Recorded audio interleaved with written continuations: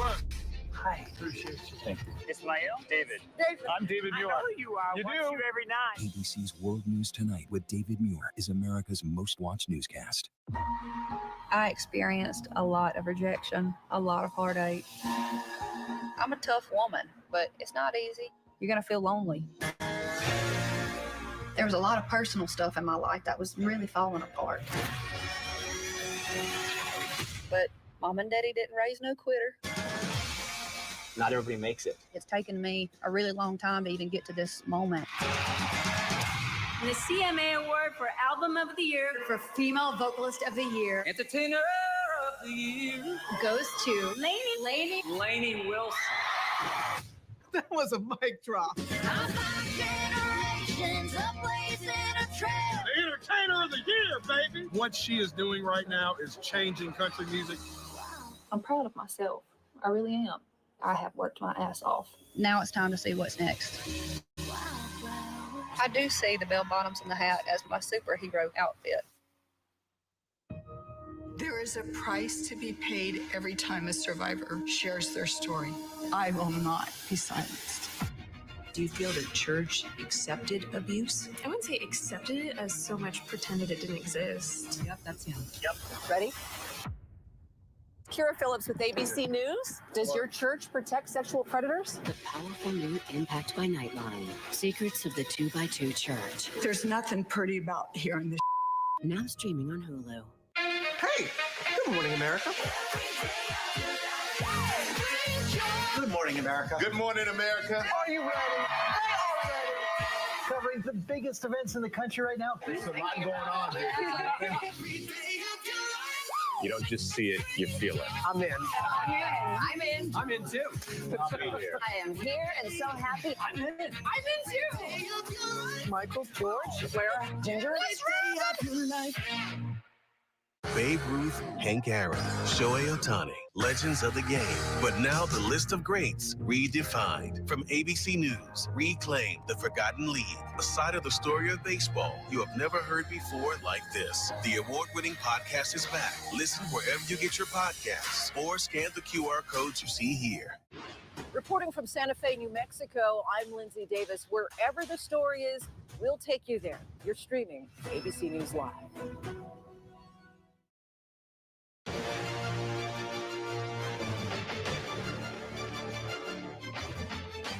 All right, just about 15 minutes away from the presidential debate. We'll carry it live right here on ABC. I was saying to the gang here in the studio with me, one of the things we ask the voters in these battlegrounds, what makes you, because we all feel this, right? Even as reporters watching, what is going to happen tonight? And I know American voters across the country, there's an element of nerves. What's going to happen here tonight? What concerns you most about both of these candidates on the stage? We're going to get reaction from everybody here. We'll see if you agree with anyone at home when you hear your neighbors here across America. Let's listen. Basically, his age and a lot of the crazier issues with the border and things going on, and he cutting back on fuel and going green isn't really. We're not ready for that yet, I don't think. What concerns me most about Joe Biden going into tonight is just his aptness and his quickness. I think he also has a lot of great ideas, but just the way he presents them is also just as important. Sometimes he's a little wonky with the speech, so if he could really pull it together, that'd be great. I don't believe that Joe Biden is completely put together in his faculties. I'm very concerned about Trump's age as well. He also does not strike me as completely with it mentally. Donald Trump, boy, that's I wish him well. I don't know. He's digging himself a hole. I don't know why he's doing what he's doing, but who does? So, good luck. I hope that he weighs his words better and that he considers what he's saying for his own sake to make sure people don't hate him again. I'm not interested in a divided country. We all have to unite, and whoever wins the presidency, we need to be behind them. I wish there wasn't so much stuff hanging over his back going into this, but I thought he's handled it very well considering all the pressure that's on him. This courtroom stuff isn't any picnic by no means for anybody. One, he's just been convicted. I feel uncomfortable about that. The other one, they're saying that he's too old. I feel uncomfortable about that. I feel like we should have someone new that's running. I think I'm most concerned about what he's going to say. I think Trump is kind of known for being a little hot-headed and having a lot to say, maybe not at the right time. I definitely am not interested in supporting much of what I've heard out of Donald Trump's mouth, but I'm not particularly excited about Joe Biden as the leader continuing forward. It'd be nice to hear something unifying. That would be really, really cool. Imagine that, something unifying tonight. But Lindsay, there's a lot there to chew on.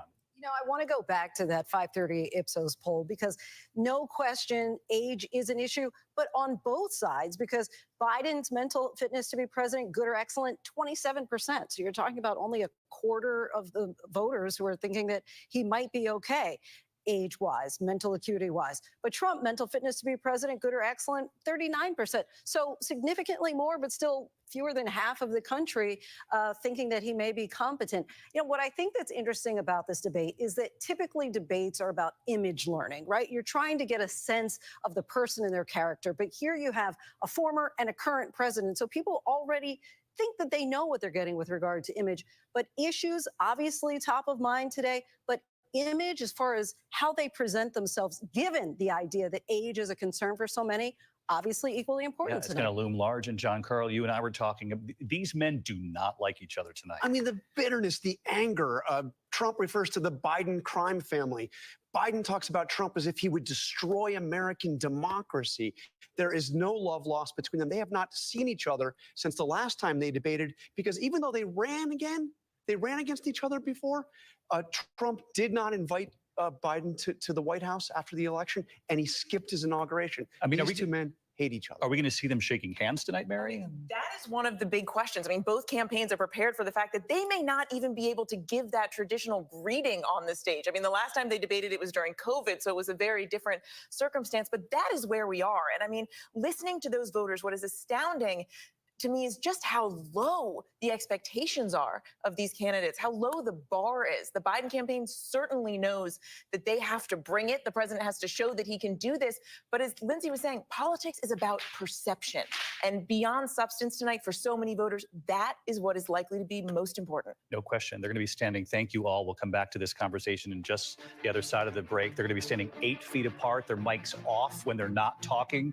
Will that change the dynamic tonight as well? We'll have some closing thoughts and what we're hearing from right there at the venue from Rachel Scott as these two candidates prepare to walk onto that stage the first time, as John Carl says, that they have seen each other in person in 4 years. We'll carry the debate live right here on ABC. We're just about 11 minutes away. We'll be right back.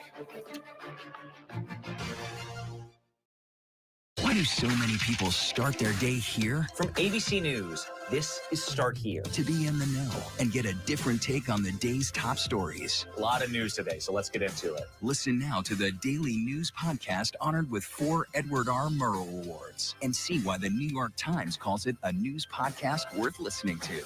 Start Here, ABC News. Make it your daily first listen. Now, that's a part of the story I bet you didn't see coming. Wherever you get your podcasts, Start Here. How do you feel? Gay as hell.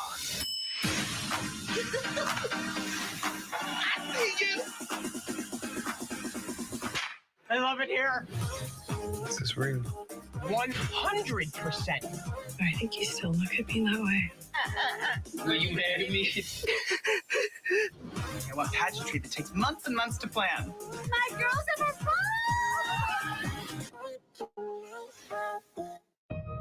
There is a price to be paid every time a survivor shares their story. I will not be silenced. Do you feel the church accepted abuse? I wouldn't say accepted it as so much pretended it didn't exist. Yep, that's him. Yep. Ready? Kira Phillips with ABC News. Does your church protect sexual predators? The powerful new Impact by Nightline. Secrets of the 2x2 Church. There's nothing pretty about hearing this. Now streaming on Hulu. Let's go. The ship is incredible. It feels like living in a science fiction movie. We just saw what no one has seen before. Wow, look at that. Oh my gosh. Well, dead ahead. We are heading into the unknown. Hammer, hammer, hammer. It doesn't get any more cutting edge than this.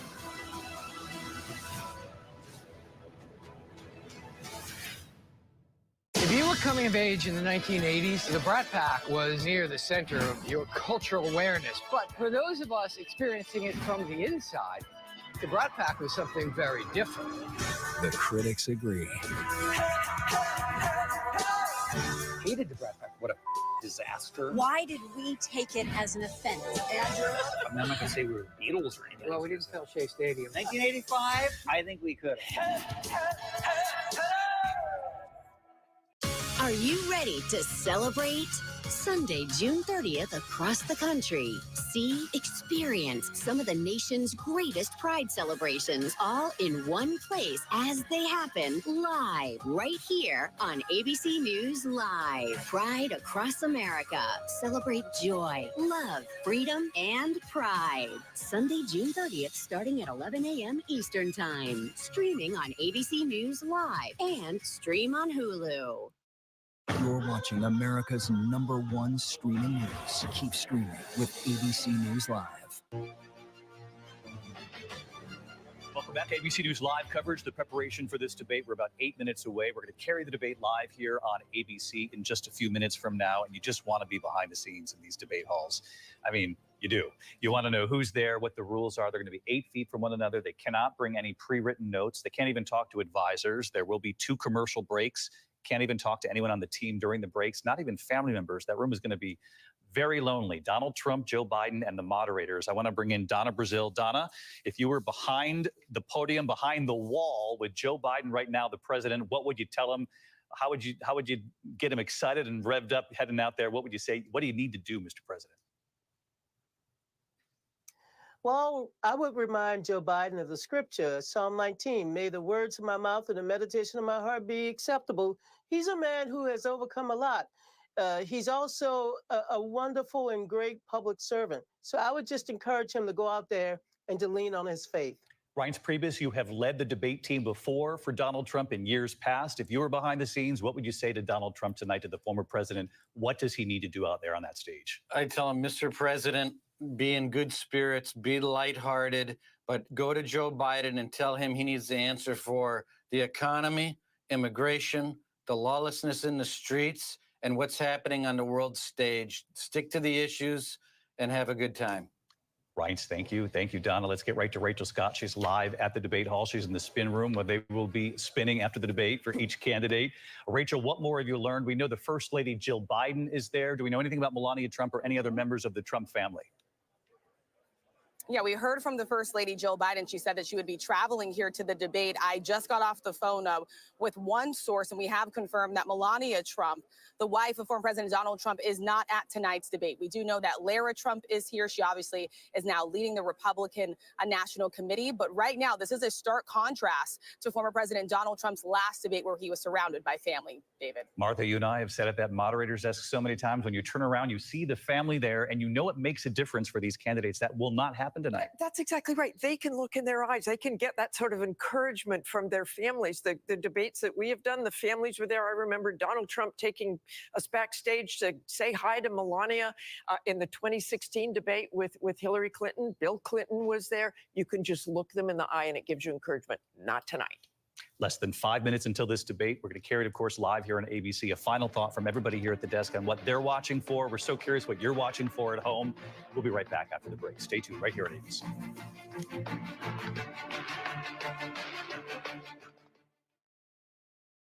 Whenever news breaks, We are here in Israel, a nation at war after that brutal surprise attack by Hamas. On the ground in Ukraine, reporting from Lewiston, Maine. The scene of a horrific mass shooting. ABC News Live is right there everywhere. From the scene of that deadly missile strike in Dnipro, Ukraine.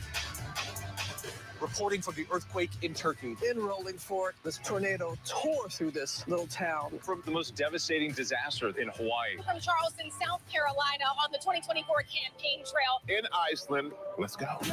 Traveling with the president in Mexico City. Wherever the story. From the front lines from southern Israel. Outside the Gaza Strip. In Beirut. From the FBI. Reporting from the nurses on the picket line. Here at 10 Downing Street in London. Streaming live to you. Wherever the story is. Wherever the story is. Wherever the story is. We're going to take you there. You're streaming ABC News Live. ABC News Live. You're streaming ABC News Live. ABC News Live, streaming free everywhere. America's #1 streaming news. They call him the Beauty Queen Killer. He's targeting young women in malls. I am single. I want to join the company of a number of women. He tortured me. How did she survive 9 days of terror? The word accomplice came up. Nobody knows the real story. The Beauty Queen Killer, only on Hulu. First thing in the morning. There's a lot going on. We're still in a flash flood warning. To catch you up with what happened overnight. Police in riot gear arresting dozens of protesters. What's happening today? Escalating tensions in the Middle East. What people are talking about, the migrant crisis. Fast, straightforward. With some fun in between. Check out the Gator on the 17th hole. The buzzkill in baseball. First thing in the morning. America This Morning. America's #1 early morning news. On ABC News Live. If you were coming of age in the 1980s, the Brat Pack was near the center of your cultural awareness. But for those of us experiencing it from the inside, the Brat Pack was something very different. The critics agree. Hated the Brat Pack. What a disaster. Why did we take it as an offense? I'm not going to say we were Beatles or anything. Well, we didn't fill Shea Stadium. 1985? I think we could. Are you ready to celebrate?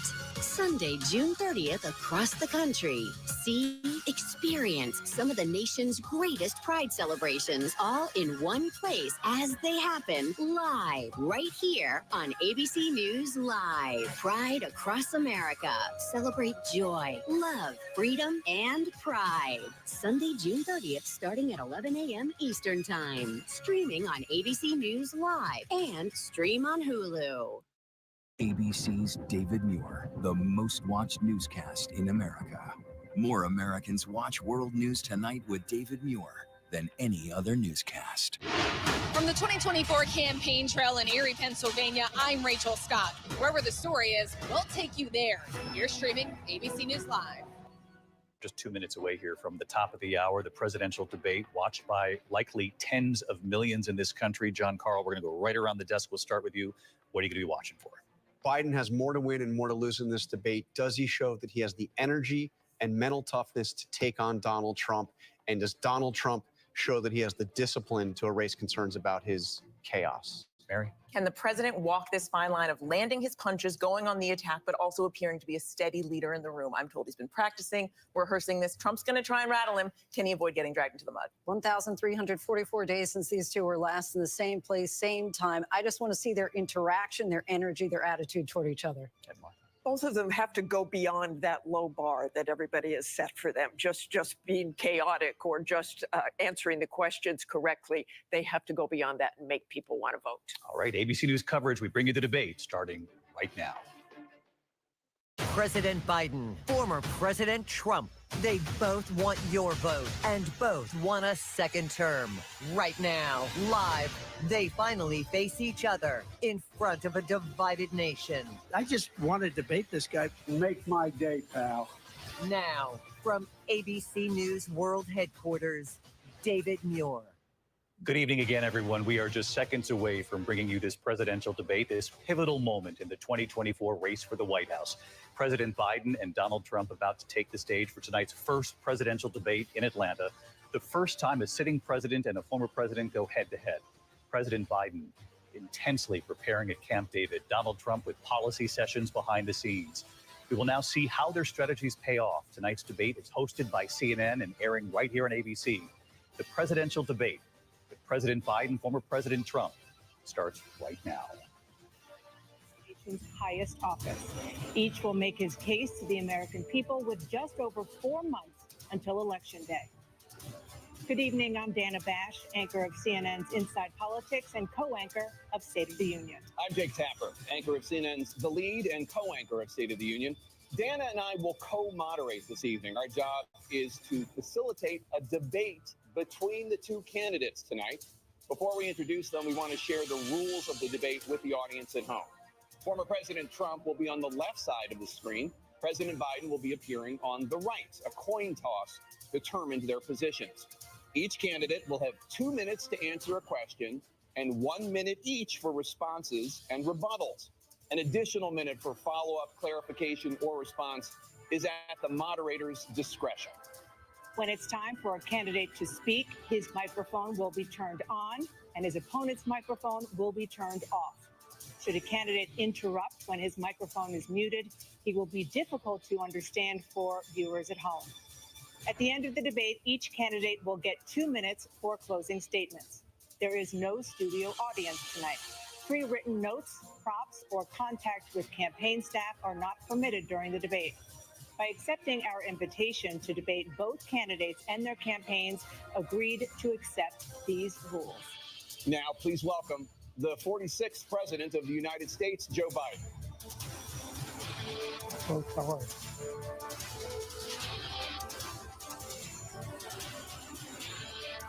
Great to be here. Thank you. And please welcome the 45th President of the United States, Donald Trump.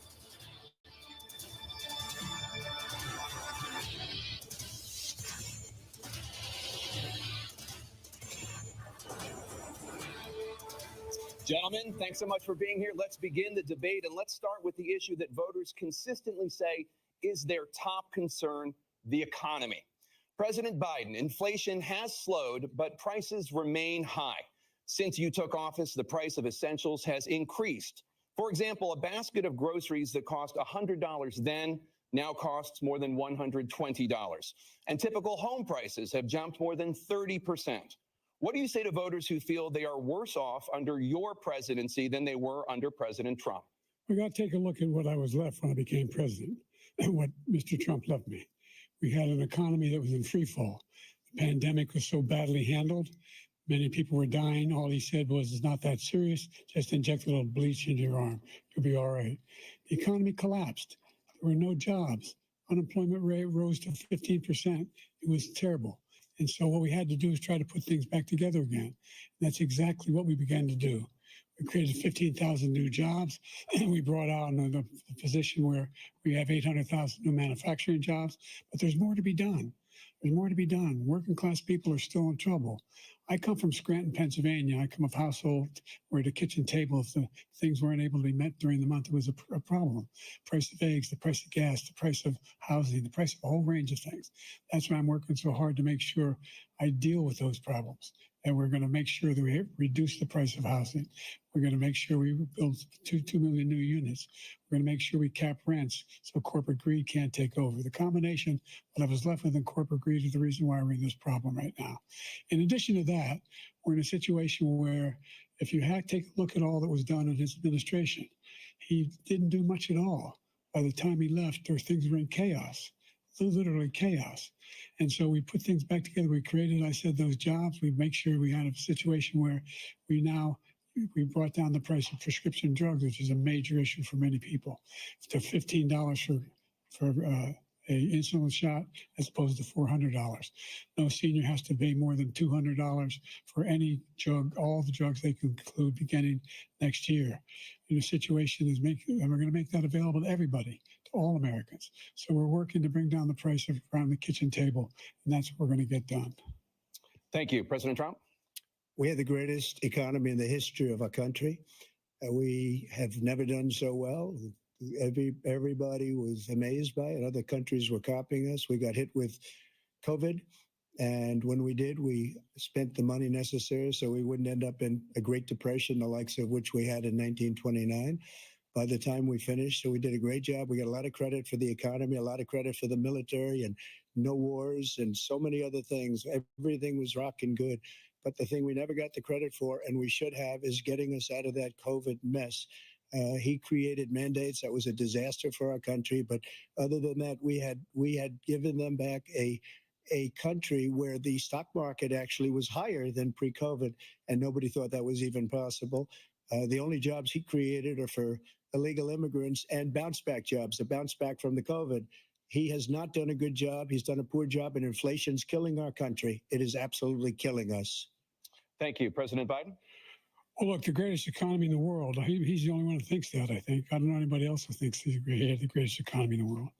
And, the fact of the matter is that we found ourselves in a situation where his economy, he rewarded the wealthy. He had the largest tax cut in American history, $2 trillion. He raised a deficit larger than any president has in any one term.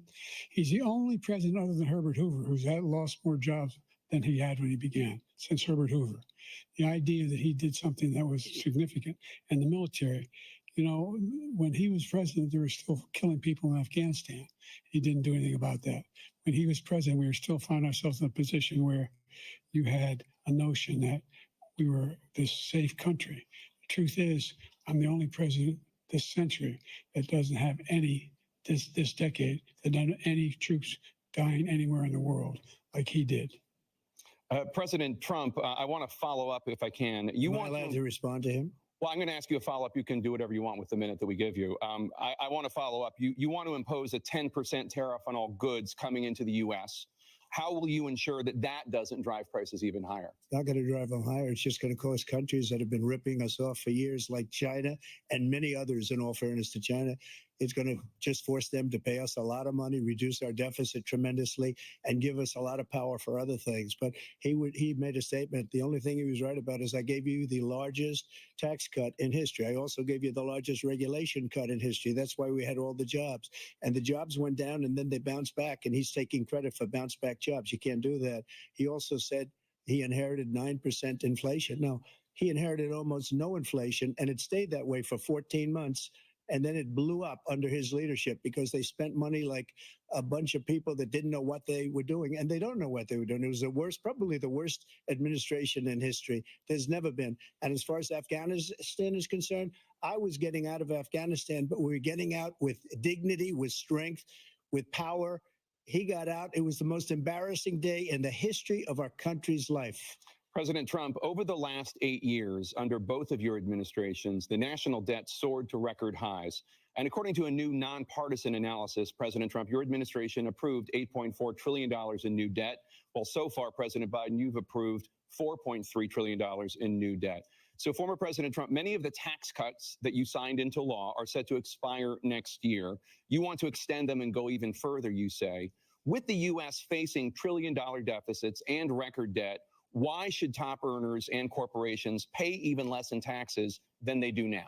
Because the tax cuts spurred the greatest economy that we've ever seen just prior to COVID. And even after COVID, it was so strong that we were able to get through COVID much better than just about any other country. But we spurred, that tax spurred. Now, when we cut the taxes, as an example, the corporate tax was cut down to 21% from 39%, plus beyond that. We took in more revenue with much less tax, and companies were bringing back trillions of dollars back into our country. The country was going like never before, and we were ready to start paying down debt. We were ready to start using the liquid gold right under our feet, the oil and gas right under our feet. We were going to have something that nobody else has had. We got hit with COVID. We did a lot to fix it. I gave him an unbelievable situation with all of the therapeutics and all of the things that we came up with. We gave him something great. Remember, more people died under his administration, even though we had largely fixed it. More people died under his administration than our administration, and we were right in the middle of it, something which a lot of people don't like to talk about. But he had far more people dying in his administration. He did the mandate, which is a disaster, mandating it. The vaccine went out. He did a mandate on the vaccine, which is the thing that people most objected to about the vaccine. And he did a very poor job, just a very poor job. And I will tell you, not only poor there, but throughout the entire world, we're no longer respected as a country. They don't respect our leadership. They don't respect the United States anymore. We're like a third world nation between weaponization of his election, trying to go after his political opponent, all of the things he's done. We've become like a third world nation, and it's a shame. The damage he's done to our country. And I'd love to ask him, and will, why he allowed millions of people to come in here from prisons, jails, and mental institutions to come into our country and destroy our country. President Trump, we will get to immigration later in this block. President Biden, I want to give you an opportunity to respond to this question about the national debt. He had the largest national debt of any president in a 4-year period, number one. Number two, that $2 trillion tax cut benefited the very wealthy. What I'm going to do is fix the tax system. For example, we have 1,000 trillionaires in America. Billionaires in America. And what's happening? They're in a situation where they, in fact, pay 8.2% in taxes. If they just paid 24% 25%, either one of those numbers. They'd raise $500 billion, I should say, in a 10-year period.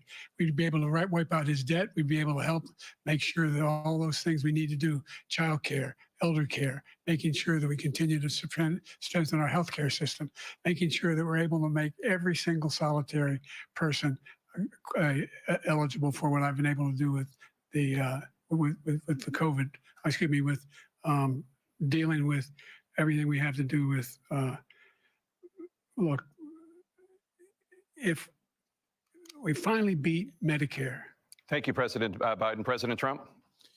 Well, he's right. He did beat Medicare. He beat it to death, and he's destroying Medicare because all of these people are coming in. They're putting them on Medicare. They're putting them on Social Security. They're going to destroy Social Security. This man is going to single-handedly destroy Social Security. These millions and millions of people coming in, they're trying to put them on Social Security. He will wipe out Social Security. He will wipe out Medicare. So he was right in the way he finished that sentence. And it's a shame. What's happened to our country in the last 4 years is not to be believed. Foreign countries, I'm friends with a lot of people. They cannot believe what happened to the United States of America. We're no longer respected. They don't like us. We give them everything they want, and they think we're stupid. They think we're very stupid people. What we're doing for other countries, and they do nothing for us. What this man has done is absolutely criminal. Thank you, President Trump. Dana? This is the first presidential election since the Supreme Court overturned Roe v. Wade. This morning, the court ruled on yet another abortion case, temporarily allowing emergency abortions to continue in Idaho, despite that state's restrictive ban. Former President Trump, you take credit for the decision to overturn Roe v. Wade, which returned the issue of abortion to the states. Correct. However, the federal government still plays a role in whether or not women have access to abortion pills. They're used in about 2/3 of all abortions. As president, would you block abortion medication? First of all, the Supreme Court just approved the abortion pill, and I agree with their decision to have done that, and I will not block it. And if you look at this whole question that you're asking, complex, but not really complex. 51 years ago, you had Roe v. Wade, and everybody wanted to get it back to the states. Everybody, without exception. Democrats, Republicans, liberals, conservatives, everybody wanted it back. Religious leaders. And what I did is I put 3 great Supreme Court justices on the court, and they happened to vote in favor of killing Roe v. Wade and moving it back to the states. This is something that everybody wanted. Now, 10 years ago or so, they started talking about how many weeks and how many this, getting into other things. But every legal scholar throughout the world, the most respected, wanted it brought back to the states. I did that. Now the states are working it out. If you look at Ohio, it was a decision that was an end result that was a little bit more liberal than you would have thought. Kansas, I would say the same thing. Texas is different. Florida is different. But they're all making their own decisions right now. And right now, the states control it. That's the vote of the people. Like Ronald Reagan, I believe in the exceptions. I am a person that believes. And frankly, I think it's important to believe in the exceptions. Some people, you have to follow your heart. Some people don't believe in that. But I believe in the exceptions for rape, incest, and the life of the mother. I think it's very important. Some people don't. Follow your heart. But you have to get elected also. And because that has to do with other things. You got to get elected.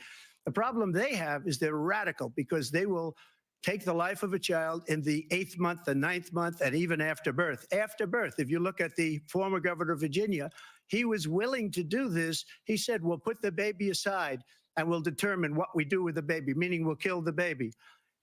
What happened is we brought it back to the states, and the country is now coming together on this issue. It's been a great thing.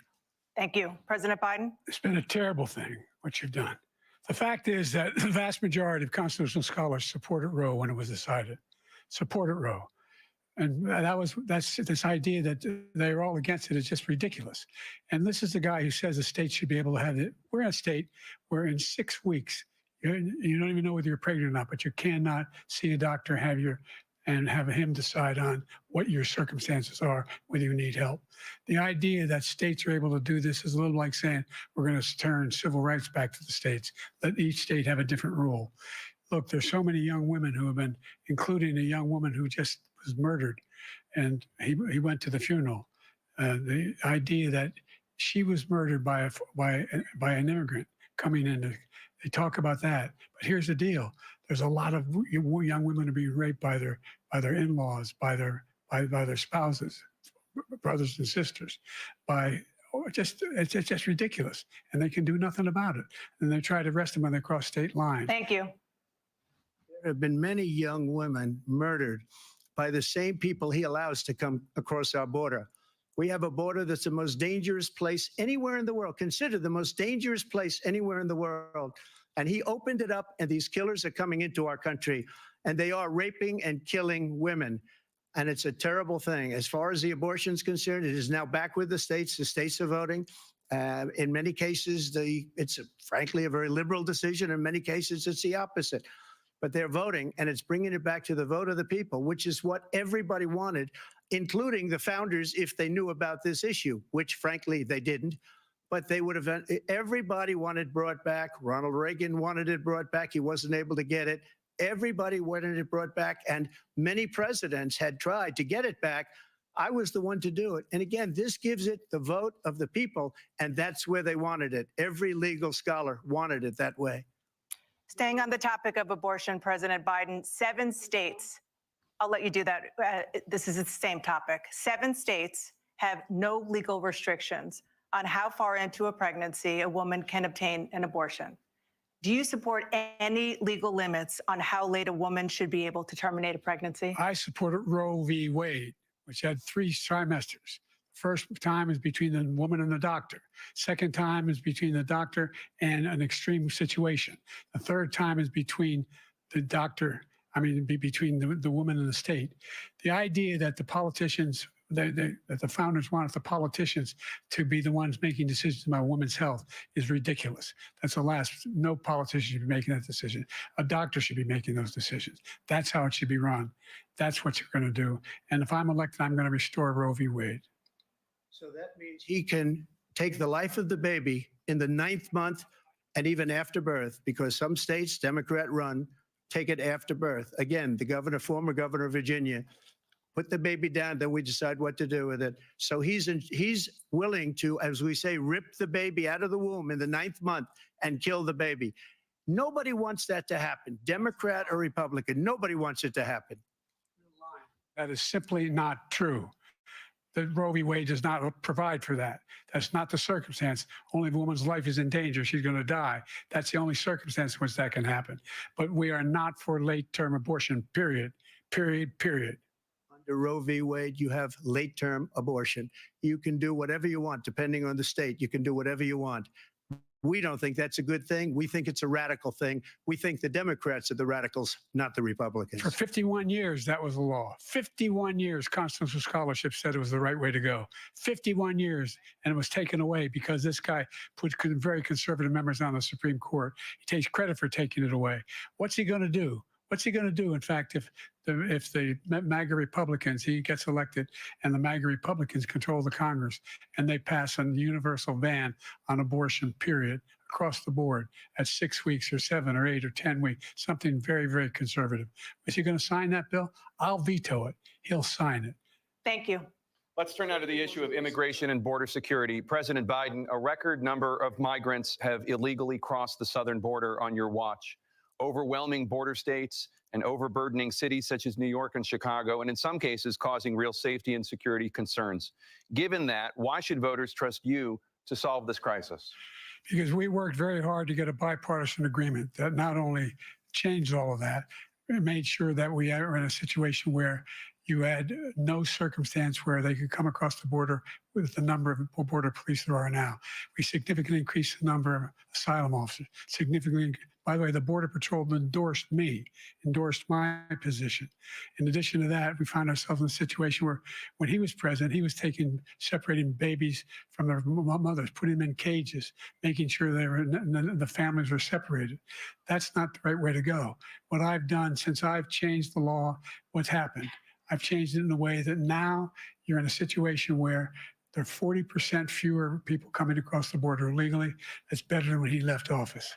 and I'm going to continue to move until we get the total ban on the total initiative relative to what we can do with more Border Patrol and more asylum officers. President Trump? I really don't know what he said at the end of that sentence. I don't think he knows what he said either. Look, we had the safest border in the history of our country. The border, all he had to do was leave it. All he had to do was leave it.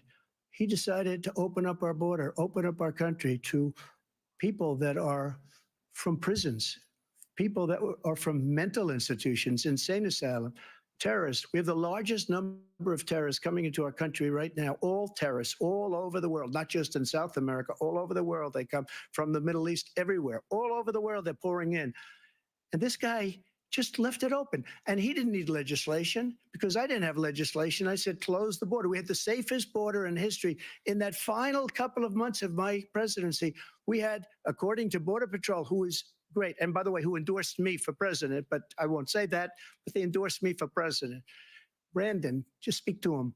But look, we had the safest border in history. Now we have the worst border in history. There's never been anything like it. And people are dying all over the place, including the people that are coming up in Thank you, caravans. President Trump. President Biden?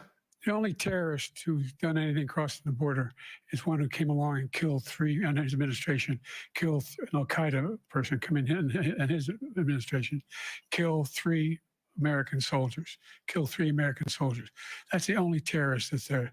I'm not saying that no terrorist ever got through, but the idea they're emptying their prisons, we're welcoming these people. That's simply not true. There's no data to support what he said. Once again, he's exaggerating, he's lying. President Trump, staying on the topic of immigration, you've said that you're going to carry out, quote, the largest domestic deportation operation in American history, unquote. Does that mean that you will deport every undocumented immigrant in America, including those who have jobs, including those whose spouses are citizens, and including those who have lived here for decades? And if so, how will you do it? Just 1 second. He said we killed 3 people. The people we killed are al-Baghdadi and Soleimani, the 2 greatest terrorists, biggest terrorists anywhere in the world. And it had a huge impact on everything, not just border, on everything. He's the one that killed people with the bad water, including hundreds of thousands of people dying and also killing our citizens when they come in. We are living right now in a rat's nest. They're killing our people in New York, in California, in every state in the union because we don't have borders anymore. Every state is now a border. And because of his ridiculous, insane, and very stupid policies, people are coming in and they're killing our citizens at a level that we've never seen. We call it migrant crime. I call it Biden migrant crime. They're killing our citizens at a level that we've never seen before. And you're reading it like these 3 incredible young girls over the last few days. One of them, I just spoke to the mother, and they just had the funeral for this girl, 12 years old.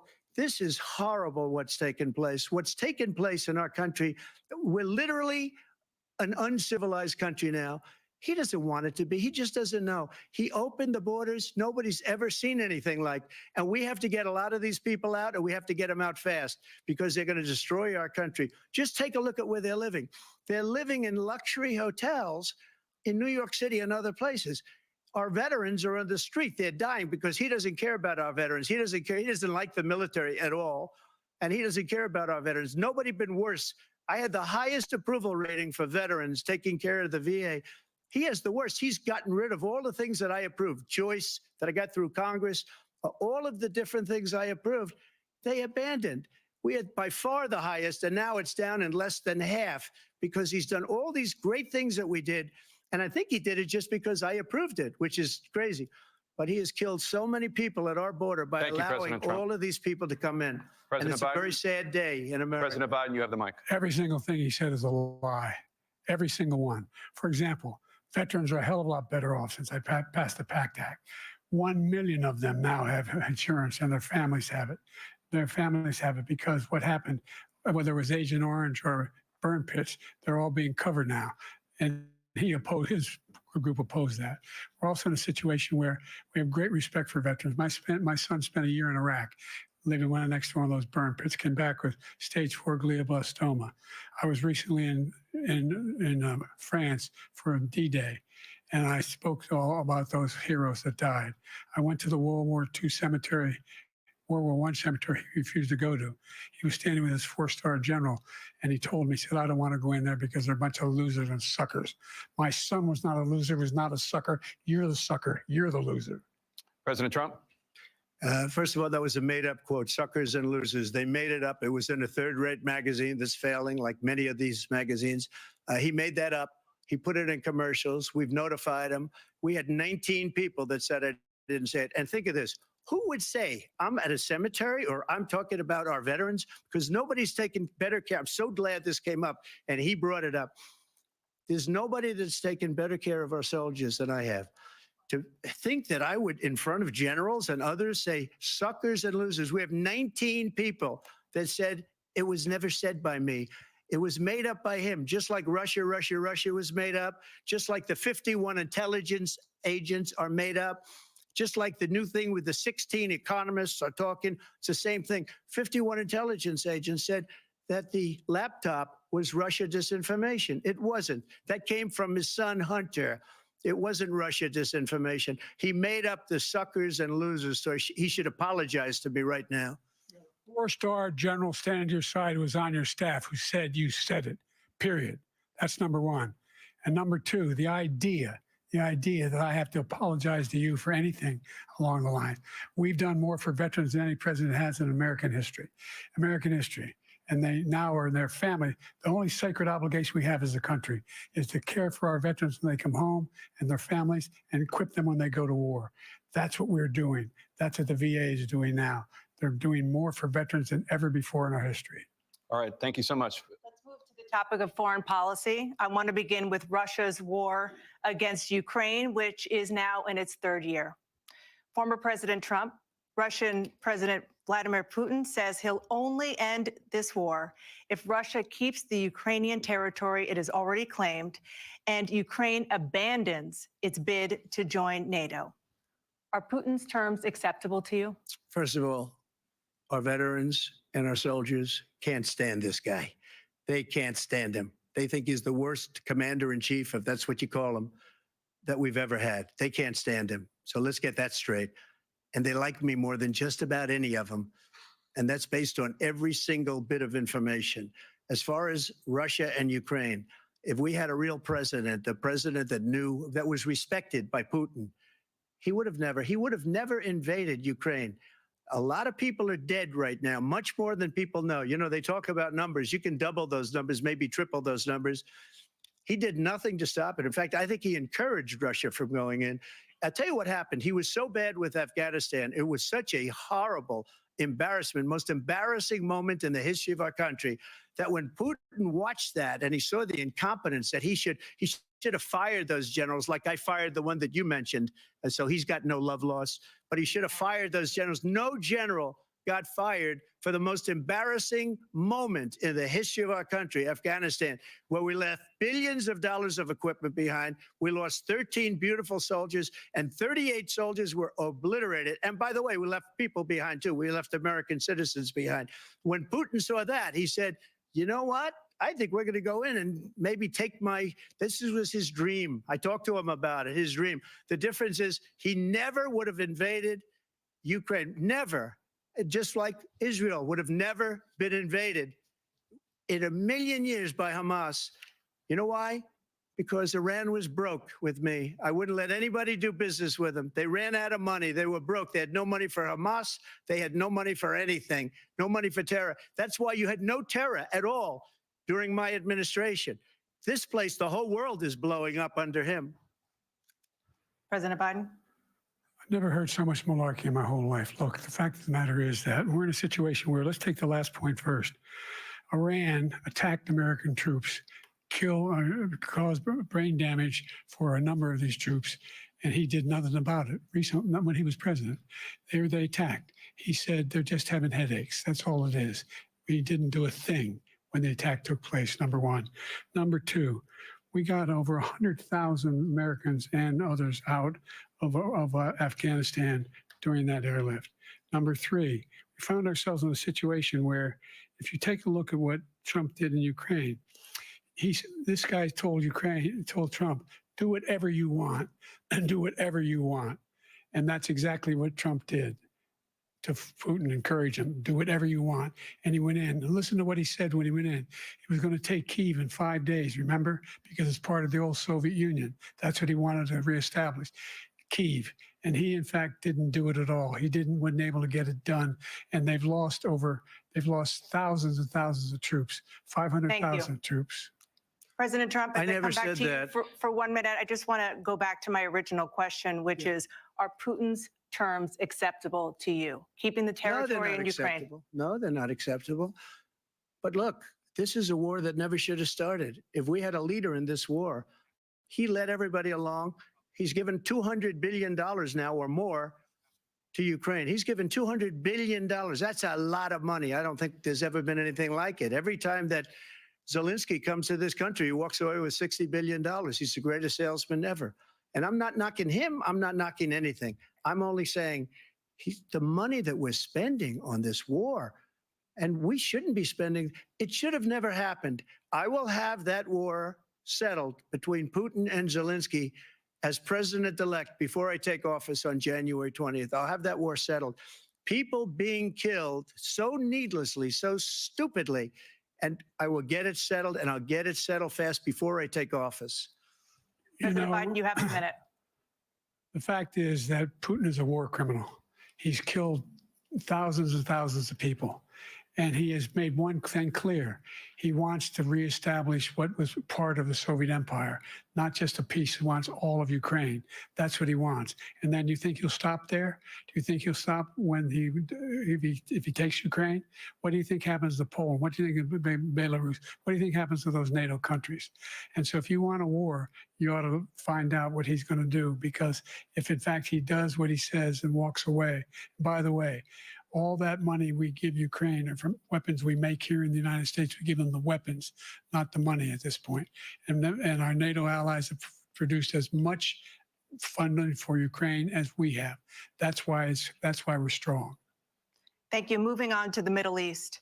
In October, Hamas attacked Israel, killing more than 1,000 people and taking hundreds of hostages. Among those held and thought to still be alive are 5 Americans. Israel's response has killed thousands of Palestinians and created a humanitarian crisis in Gaza. President Biden, you've put forward a proposal to resolve this conflict, but so far Hamas has not released the remaining hostages, and Israel is continuing its military offensive in Gaza. So what additional leverage will you use to get Hamas and Israel to end the war? You have 2 minutes. Number one, everyone from the United Nations Security Council straight through to the G7 to the Israelis and Netanyahu himself have endorsed the plan I put forward. Which has 3 stages to it. The first stage is trade the hostages for a ceasefire. Second phase is a ceasefire with additional conditions. The third phase is the end of the war. The only one who wants the war to continue is Hamas. Number one, they're the only ones standing out. We're still pushing hard to get them to accept. In the meantime, what's happened? In Israel, we're finding that the only thing I've denied Israel was 2,000-pound bombs. They don't work very well in populated areas. They kill a lot of innocent people. We're providing Israel with all the weapons they need and when they need them. And by the way, I'm the guy that organized the world against Iran when they had a full-blown intercontinental ballistic missile attack on Israel. No one was hurt. No one Israeli was accidentally killed, and it just stopped. We saved Israel. We are the biggest producer of support for Israel of anyone in the world. And so there are 2 different things. Hamas cannot be allowed to be continued. We continue to send our experts and our intelligence people as to how they can get Hamas like we did bin Laden. You don't have to do it. And by the way, they've been greatly weakened, Hamas, greatly weakened, and they should be. They should be eliminated. But you've got to be careful for using certain weapons among population centers. Just going back to Ukraine for 1 second. We have an ocean separating us. The European nations together have spent $100 billion or maybe more than that, less than us. Why doesn't he call them? So you got to put up your money like I did with NATO. I got them to put up hundreds of billions of dollars. The Secretary General of NATO said Trump did the most incredible job I've ever seen. they wouldn't have any, they were going out of business. We were spending almost 100% of the money was paid by us. He didn't do that. He's getting all, you got to ask these people to put up the money. We're over $100 billion more spent, and it has a bigger impact on them because of location, because we have an ocean in between. You got to ask them. As far as Israel and Hamas, Israel's the one that wants to go. He said the only one who wants to keep going is Hamas. Actually, Israel is the one, and you should let him go and let him finish the job. He doesn't want to do it. He's become like a Palestinian, but they don't like him because he's a very bad Palestinian. He's a weak one. President Biden, you have a minute. I've never heard so much foolishness. This is a guy who wants to get out of NATO. Are you going to stay in NATO? He's going to pull out of NATO. The idea that we have, our strength lies in our alliances as well. It may be a big ocean, but we're ever able to avoid a war in Europe, a major war in Europe? What happens if, in fact, you have Putin continue to go into NATO? We have an Article 5 agreement. Attack on one is attack on all. You want to start the nuclear war he keeps talking about, go ahead. Let Putin go in and control Ukraine and then move on to Poland and other places. See what happens then. He has no idea what the hell he's talking about. And by the way, I got 50 other nations around the world to support Ukraine, including Japan and South Korea, because they understand that this kind of dislocation has a serious threat to the whole world peace. No major war in Europe has ever been able to be contained just to Europe. President Trump, just to follow up, would you support the creation of an independent Palestinian state in order to achieve peace in the region? I'd have to see, but before we do that, the problem we have is that we spend all the money. So they kill us on trade. I made great trade deals with the European nations because if you add them up, they're about the same size economically. Their economy is about the same size as the United States. And they were no cars, no, they don't want anything that we have, but we're supposed to take their cars, their food, their everything, their agriculture. I changed that. But the big thing I changed is they don't want to pay. And the only reason that he can play games with NATO is because I got them to put up hundreds of billions of dollars. I said, and he's right about this, I said, no, I'm not going to support NATO if you don't pay.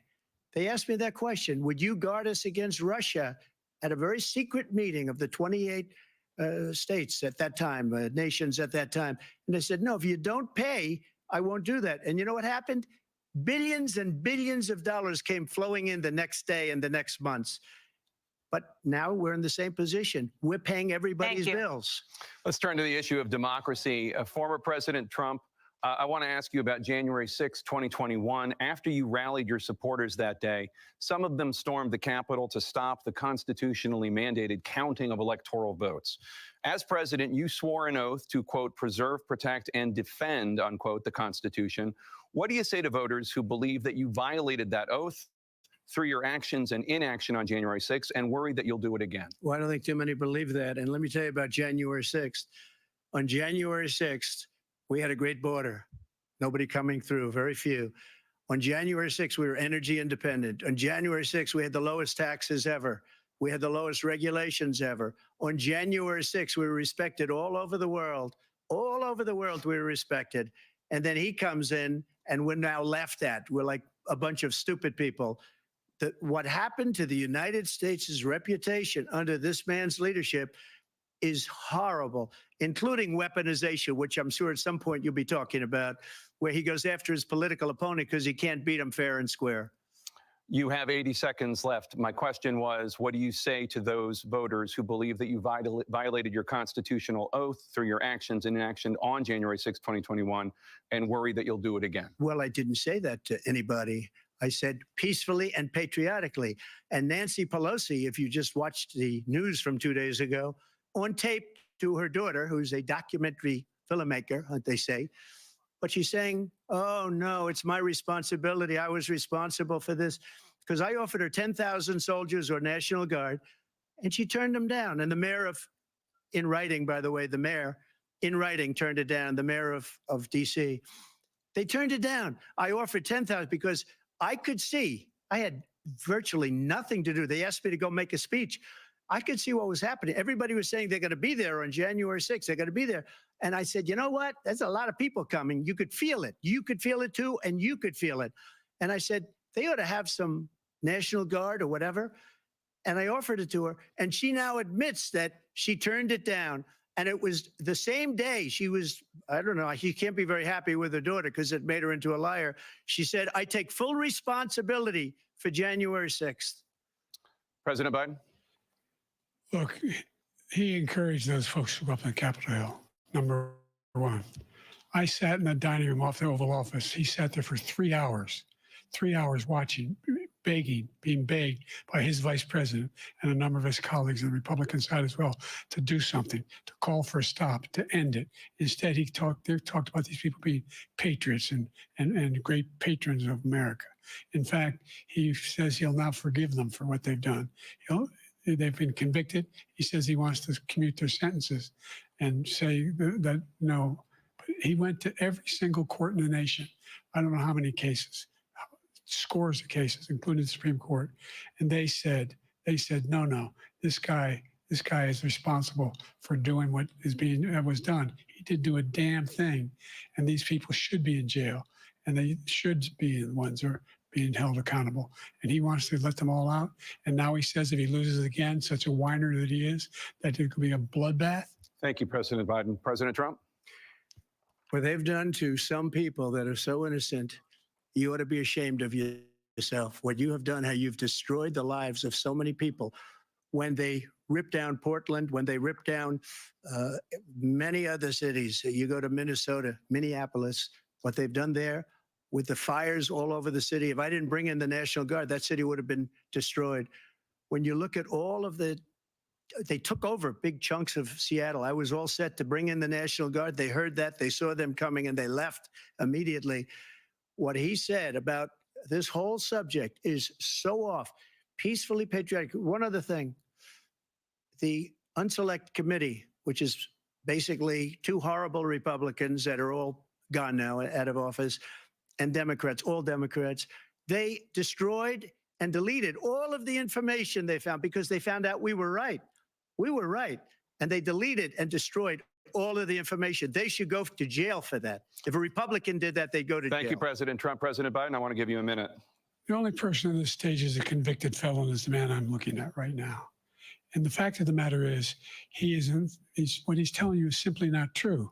The fact is that there was no effort on his part to stop what was going on up in Capitol Hill. And all those people, every one of those who were convicted, deserves to be convicted. The idea that they didn't kill somebody, just went in and broke down doors, broke the windows, occupied offices, turned over desks, turned them over statues. The idea that those people are patriots? Come on. When I asked him the first two debates we had, first time around, I said, will you denounce the Proud Boys? He said, no, I'll tell them to stand by. The idea he's refusing, will you denounce these guys? Will you denounce the people we're talking about now? Will you denounce the people who attacked that Capitol? What are you going to do? I'm going to give you a minute, President Trump, for a follow-up question I have. After a jury convicted you of 34 felonies last month, you said if reelected, you would, quote, have every right to go after, unquote, your political opponents. You just talked about members of the Select Committee on January 6th going to jail. Your main political opponent is standing on stage with you tonight. Can you clarify exactly what it means about you feeling you have every right to go after your political opponents? Well, I said my retribution is going to be success. We're going to make this country successful again, because right now it's a failing nation. My retribution is going to be success. But when he talks about a convicted felon, his son is a convicted felon at a very high level. His son is convicted, going to be convicted probably numerous other times. Should have been convicted before, but his Justice Department let the statute of limitations lapse on the most important things. But he could be a convicted felon as soon as he gets out of office. Joe could be a convicted felon with all of the things that he's done. He's done horrible things. All of the death caused at the border, telling the Ukrainian people that we're going to want $1 billion or you change the prosecutor. Otherwise, you're not getting $1 billion. If I ever said that, that's quid pro quo. That we're not going to do anything. We're not going to give you $1 billion unless you change your prosecutor having to do with the son. This man is a criminal. This man, you're lucky. You're lucky. I did nothing wrong. We'd have a system that was rigged and disgusting. I did nothing wrong. Thank you, President Trump. President Biden, you have said, I'm coming right to you, sir. You want to respond? Go ahead. I'll give you a minute to respond. The idea that I did anything wrong relative to what you're talking about is outrageous. It's simply a lie, number one. Number two, the idea that you have a right to seek retribution against any American just because you're president is wrong. It's simply wrong. No president's ever spoken like that before. No president in our history has spoken like that before. Number three, the crimes that you are still charged with, and think of all the civil penalties you have. How many billions of dollars do you owe in civil penalties for molesting a woman in public, for doing a whole range of things, of having sex with a porn star on the night while your wife was pregnant? I mean, what are you talking about? You have the morals of an alley cat. Give you a minute, sir. I didn't have sex with a porn star, number one. Number two, that was a case that was started and moved. They moved a high-ranking official, a DOJ, into the Manhattan DA's office to start that case. That case is going to be appealed and won. We had a very terrible judge, a horrible judge, Democrat. The prosecutor were all high-ranking Democrats, appointed people, and both the civil and the criminal. He basically went after his political opponent because he thought it was going to damage me. But when the public found out about these cases, because they understand it better than he does, he has no idea what these cases are. But when they found out about these cases, you know what they did? My poll numbers went up, way up. You know that because you're reporting it. And we took in more money in the last 2 weeks than we've ever taken in the history of any campaign. I don't think any campaign has ever taken. Hundreds of millions of dollars came pouring in because the public knows it's a scam, and it's a guy that's after his political opponent because he can't win fair and square. Thank you, President Trump. President Biden, you have said, quote, Donald Trump and his MAGA Republicans are determined to destroy American democracy. Do you believe that the tens of millions of Americans who are likely to vote for President Trump will be voting against American democracy? The more they know about what he's done, yes, the more they know about what he's done. And there's a lot more coming. He's got a lot of cases down the road coming around. He's got a whole range of issues he has to face. I don't know what the juries will do, but I do know he has a real problem.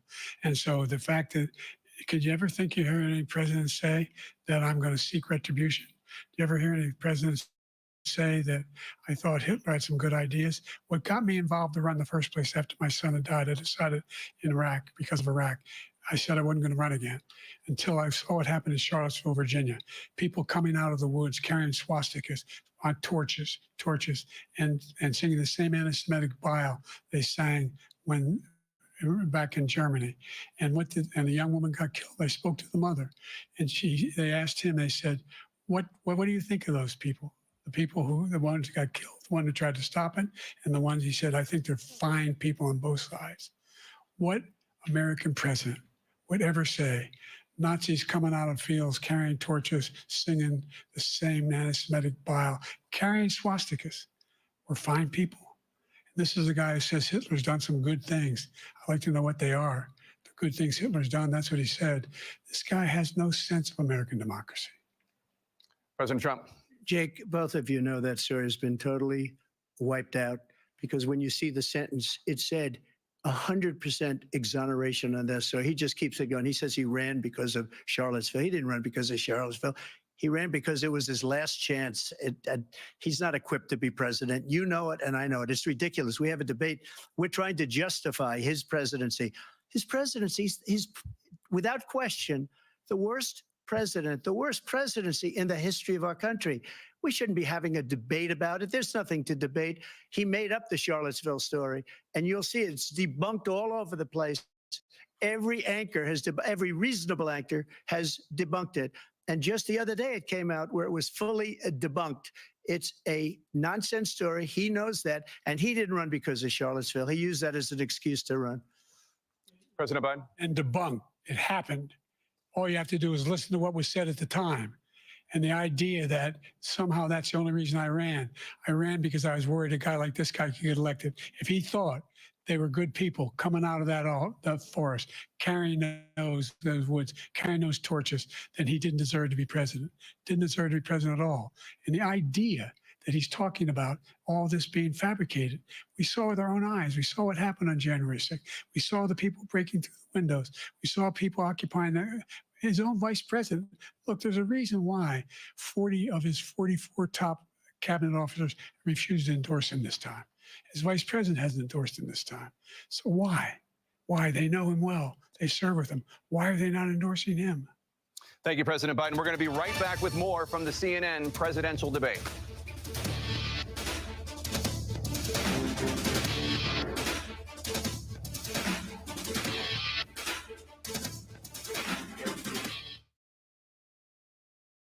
Whenever news breaks, We are here in Israel, a nation at war after that brutal surprise attack by Hamas. On the ground in Ukraine, Reporting from Lewiston, Maine. The scene of a horrific mass shooting. ABC News Live is right there everywhere. From the scene of that deadly missile strike in Dnipro, Ukraine.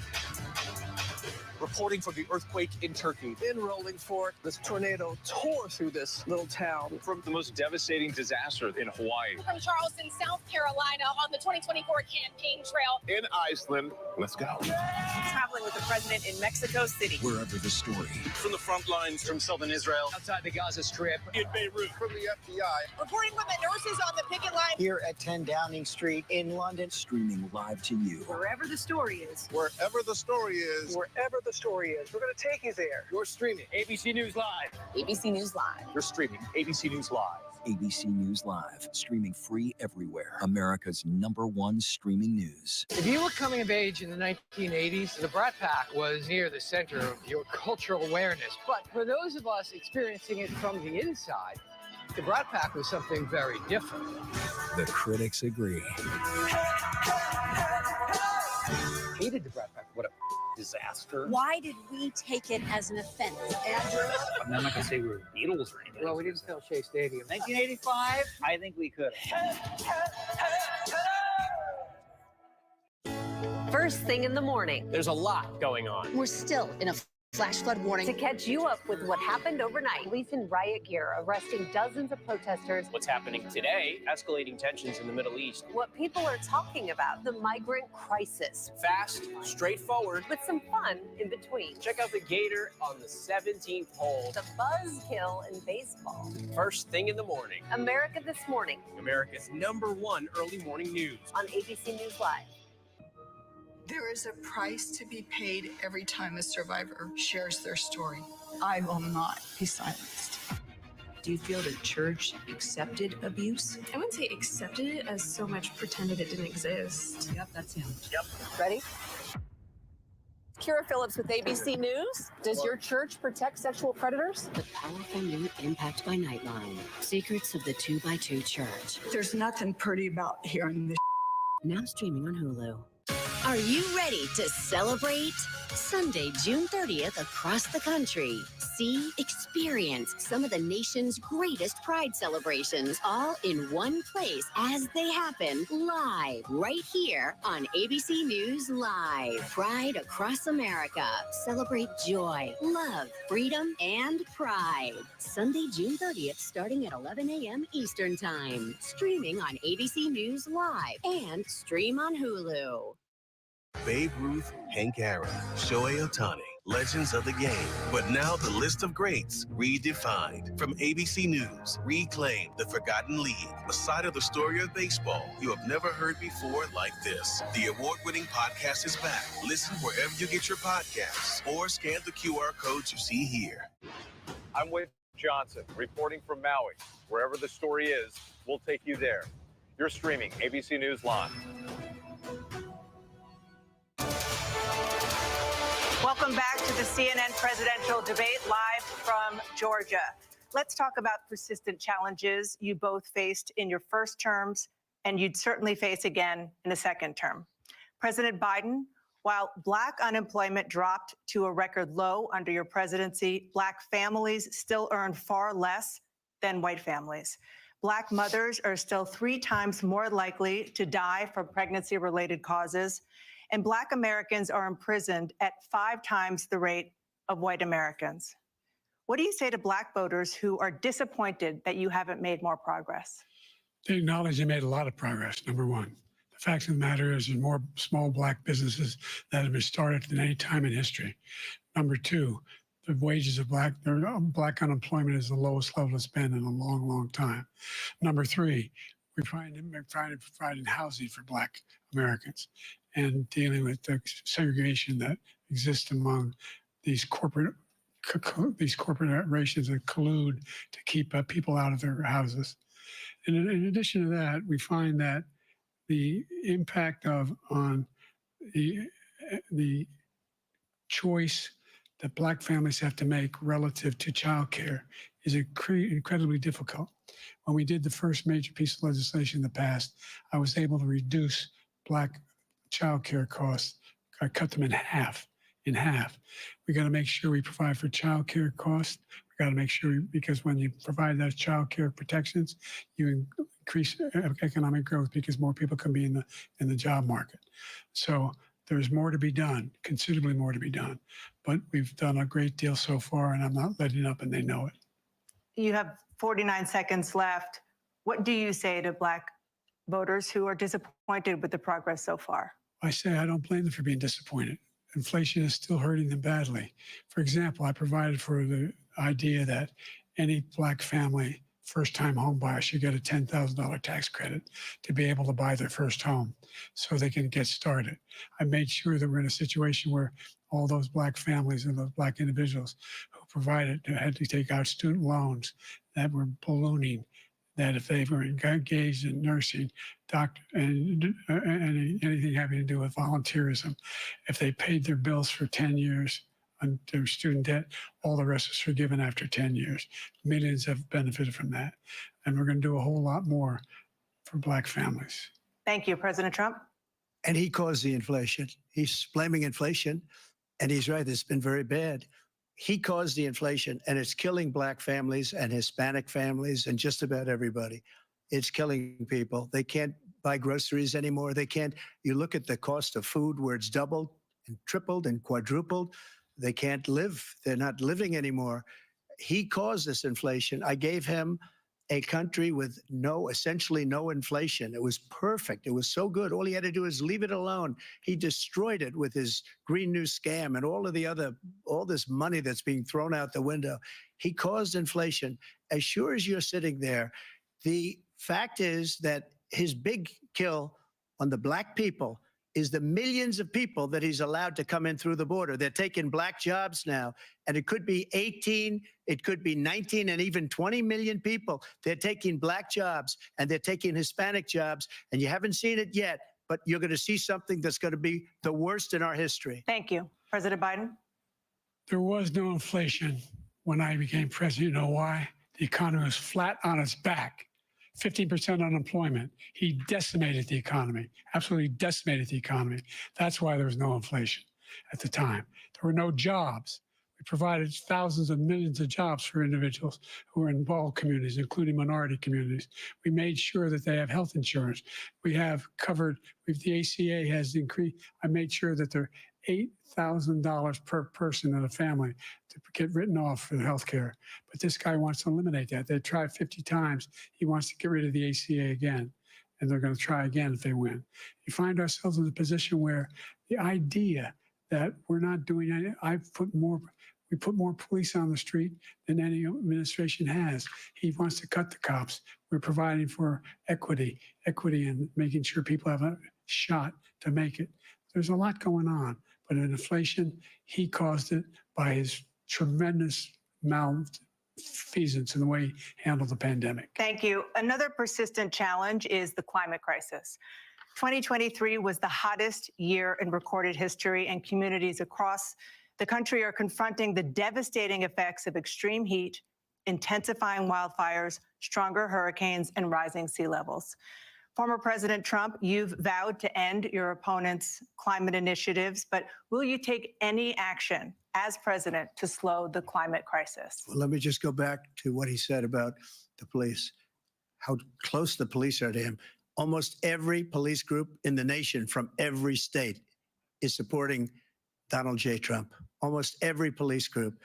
And what he's done to the Black population is horrible, including the fact that for 10 years he called them super predators. We can't, in the 1990s, we can't forget that. Super predators was his name, and he called it to them for 10, and they've taken great offense at it, and now they see it happening.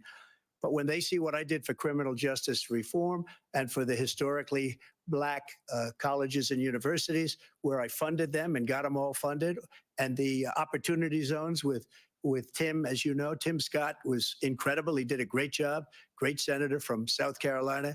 He came to me with the idea, and it was a great idea. It's one of the most successful economic development acts ever in the country, opportunity zones. And the biggest beneficiary are blacks. And that's why we have the best numbers with them in maybe ever. They're saying ever. I read this morning where ever, the best numbers. He's lost much of the black population because he's done a horrible job for black people. He's also done a horrible job for Hispanics. But wait till you see these millions of people pouring into our country, and they're going to take the jobs. And it's already started, and you haven't seen anything yet. It's a disaster. You've 38 seconds left. President Trump, will you take any action as president to slow the climate crisis? So I want absolutely immaculate clean water, and I want absolutely clean air. And we had it. We had H2O. We had the best numbers ever. And we were using all forms of energy, all forms, everything. And yet, during my 4 years, I had the best environmental numbers ever. And my top environmental people gave me that statistic just before I walked on the stage, actually. I don't know where the hell he's been. The idea that anything he said is true. I've passed the most extensive climate change legislation in history. We find ourselves, and by the way, black colleges, I came up with $15 billion for HBCUs, historic black universities and colleges, because they don't have the kind of contributors that they have to build these laboratories and the like. Any black student is capable in college of doing any white student can do. They just have the money, but now they'll be able to get those jobs in high tech. We're in a situation where the idea that he is claiming to have done something that had the cleanest water, he hadn't done a damn thing for the environment. He pulled out of the Paris Peace Accord, Climate Accord. I immediately joined it because if we reach 1.5 degrees Celsius at any one point, where there's no way back. The only existential threat to humanity is climate change, and he didn't do a damn thing about it. He wants to undo all that I've done. The Paris Accord was going to cost us $1 trillion, and China nothing, and Russia nothing, and India nothing. It was a ripoff of the United States. And I ended it because I didn't want to waste that money because they treat us horribly. We were the only ones who was costing us money. Nobody else was paying into it. And it was a disaster. But everything that he said just now, I'll give you an example. I heard him say before insulin. I'm the one that got the insulin down for the seniors. I took care of the seniors. What he's doing is destroying all of our medical programs because the migrants coming in, they want everybody. And look, I have the biggest heart on the stage. I guarantee you that. And I want to take care of people, but we're destroying our country. They're taking over our schools, our hospitals, and they're going to be taking over Social Security. He is destroying Social Security, Medicare, and Medicaid. The idea is that we, in fact, we were the only ones of consequence who were not members of the Paris Accord. How can we do anything? We've not able to, the United States can't get its under control. One of the largest polluters in the world, number one. We're making significant progress. By 2035, we will have cut pollution in half. We have made significant progress, and we're continuing to make progress. We set up a climate corps for thousands of young people who learn how to deal with climate, just like the Peace Corps. And we're moving in directions that are going to significantly change the elements of cause of pollution. But the idea that he claims that he has the biggest heart up here and he's really concerned about pollution and about climate, I've not seen any indication of that. And by the way, with regard to prescription drugs, one company agreed that they would reduce the price to $35, which I was calling for, one, voluntarily. I made sure every company in the world, every pharmaceutical company, cannot have to pay. Thank you. And by the way, so every day, millions of Americans struggle just to make ends meet. For many older Americans, Social Security provides a critical lifeline. President Biden, if nothing is done to Social Security, seniors will see their benefits cut in just over 10 years. Will you name tonight one specific step that you're willing to take to keep Social Security solvent? yes, make the very wealthy begin to pay their fair share. Right now, everybody making under $170,000 pays 6% of their income of their paycheck every single time they get a paycheck from the time the first one they get when they're 18 years old. The idea that they're going to, I've been proposing that everybody, they pay, the millionaires pay 1%. 1%. So no one I would not raise the cost of Social Security for anybody under $400,000. After that, I began to make the wealthy begin to pay their fair share by increasing from 1% beyond to be able to guarantee the program for life. So you still have 82 seconds left. Are there any other measures that you think that would be able to help keep Social Security solvent, or is that one enough? Well, no, that one enough will keep it solvent. But the biggest thing I'll do if we defeat this man, because he wants to get rid of Social Security. He thinks there's plenty to cut in Social Security. He's wanting to cut Social Security and Medicare both times. And that's what. And if you look at the program put forward by the House Republican caucus that I believe supports, is in fact want to cut it as well. The idea that we don't need to protect our seniors is ridiculous. And by the way, the American public has greater health care coverage today than ever before. And on the ACA, as I said, you're in a circumstance where 400,000 people, 40 million people would not have insurance because they have a pre-existing condition. Only thing allows them to have that insurance is the fact that they, in fact, are part of the ACA. And by the way, the other thing is we're in a situation where I talk about education for Black communities. I've raised the amount of money for Pell Grants, another $8,000. So anybody making under $70,000 a year are going to be able to get $15,000 towards their tuition. He just doesn't know what he's talking about. Thank you, President Biden. President Trump. So I've dealt with politicians all my life. I've been on this side of the equation for the last 8 years. I've never seen anybody lie like this guy. He lies. I've never seen it. He can look you in the face. About so many other things too. And we mentioned the laptop. We mentioned Russia, Ukraine. Everything he does is a lie. It's misinformation and disinformation. The losers and suckers story that he made up is a total lie on the military. It's a disgrace. But Social Security, he's destroying it because millions of people are pouring into our country, and they're putting them onto Social Security. They're putting them onto Medicare, Medicaid. They're putting them in our hospitals. They're taking the place of our citizens. What they're doing to the VA, to our veterans, is unbelievable. Our veterans are living in the street, and these people are living in luxury hotels. He doesn't know what he's doing, and it's really coming back. I've never seen such anger in our country before. President Biden? The idea that veterans are not being taken care of, I told you before. And by the way, when I said suckers and losers, he acknowledged after that he fired that general. That general got fired because he's the one that acknowledged that that's what he said. He was the one standing with Trump when he said it, number one. Number two, the idea that we're going to be in a situation where all these millions and millions, the way he talks about it, illegal aliens are coming into the country and taking away our jobs. There's a reason why we have the fastest growing economy in the world, the reason why we have the most successful economy in the world. We're doing better than any other nation in the world. And by the way, those 15 Nobel laureates he talked about being phony, those 15 Nobel laureates, economists, they all said that if Trump is reelected, we're likely to have a recession and inflation is going to increasingly go up. And by the way, worst president in history, 159 presidential scholars voted him the worst president in the history of the United States of America.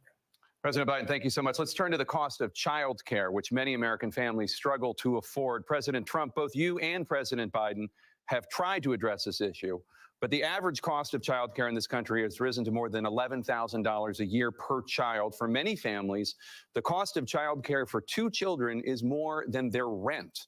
In your second term, what would you do to make child care more affordable? Just to go back, the general got fired because he was no good. And if he said that, that's why he made it up. But we have 19 people that said I didn't say it, and they're very highly respected, much more so than him. The other thing is, he doesn't fire people. He never fired people. I've never seen him fire anybody. I did fire a lot. I fired Comey because he was no good. I fired a lot of the top people at the FBI, drained the swamp. They were no good. Not easy to fire people. You'd pay a price for it, but they were no good. I inherited these people. I didn't put them there. I didn't put Comey there. He was no good. I fired him. This guy hasn't fired anybody. He never fires. He should have fired every military man that was involved with that Afghan the Afghanistan horror show, the most embarrassing moment in the history of our country. He didn't fire. Did you fire anybody? Did you fire anybody that's on the border that's allowed us to have the worst border in the history of the world? Did anybody get fired for allowing 18 million people, many from prisons, many from mental institutions? Did you fire anybody that allowed our country to be destroyed? Joe, our country is being destroyed as you and I sit up here and waste a lot of time on this debate. This shouldn't be a debate. He is the worst president. He just said about me because I said it. But look, he's the worst president in the history of our country. He's destroyed our country. Now, all of a sudden, he's trying to get a little tough on the border. He came out with a nothing deal, and it reduced it a little bit, like this much. It's insignificant. He wants open borders. He wants our country to either be destroyed or he wants to pick up those people as voters. And I don't think we just can't let it happen. If he wins this election, our country doesn't have a chance, not even a chance, of coming out of this rut. We probably won't have a country left anymore. That's how bad it is. He is the worst in history by far. Thank you, President Trump. President Biden? We're the most admired country in the world. We're the United States of America. There's nothing beyond our capacity. We have the finest military in the history of the world, the finest in the history of the world. No one thinks we're weak. No one wants to screw around with us. Nobody, number one. Number two, the idea that we're talking about worst presidents. I wasn't joking. Look it up or go online. 159 or 58, don't hold me the exact number, presidential historians, they've had meetings and they voted who's the worst president in American history, one through best to worst. They said he was the worst in all of American history. That's a fact. That's not conjecture. He can argue they're wrong, but that's what they voted. The idea that he is doing anything to deal with child care, he did virtually nothing to child care. We should significantly increase the child care tax credit. We should significantly increase the availability of women and men or single parents to be able to go back to work. And we should encourage businesses to have. Thank you, President Biden. President Trump, the question was about what would you do to make child care more affordable, if you want to take your minute. Just so you understand, we have polling, we have other things that they rate him the worst because what he's done is so bad. And they rate me, I'll show you, I will show you. And they rate me one of the best, okay? And if I'm given another 4 years, I will be the best. I think I'll be the best. Nobody's ever created an economy like us. Nobody ever cut taxes like us. He's the only one I know. He wants to raise your taxes by 4 times. He wants to raise everybody's taxes by 4 times. He wants the Trump tax cuts to expire. So everybody, including the two of you, are going to pay 4 to 5 times. Nobody ever heard of this before. All my life, I'd grow up and I'd see politicians talking about cutting taxes. When we cut taxes, as I said, we did more business. Apple and all these companies, they were bringing money back into our country. The worst president in history by far, and everybody knows it. President Biden? Look, the fact of the matter is that he's dead wrong about, he's increased the tariff, he will increase the taxes on middle-class people. I said I'd never raise a tax on anybody making less than $400,000. I didn't. But this tariff is 10% tariffs. Everything coming in the country, you know what the economists say? That's going to cost the average American $2,500 a year more because they're going to have to pay the difference in food and all the things that are important. Number two, he's in a situation where he talks about how he has not raised, he's somehow helped the middle class. Middle class have been devastated by you. Now you want a new tax cut of $5 trillion over the next 10 years, which is going to fundamentally bankrupt the country.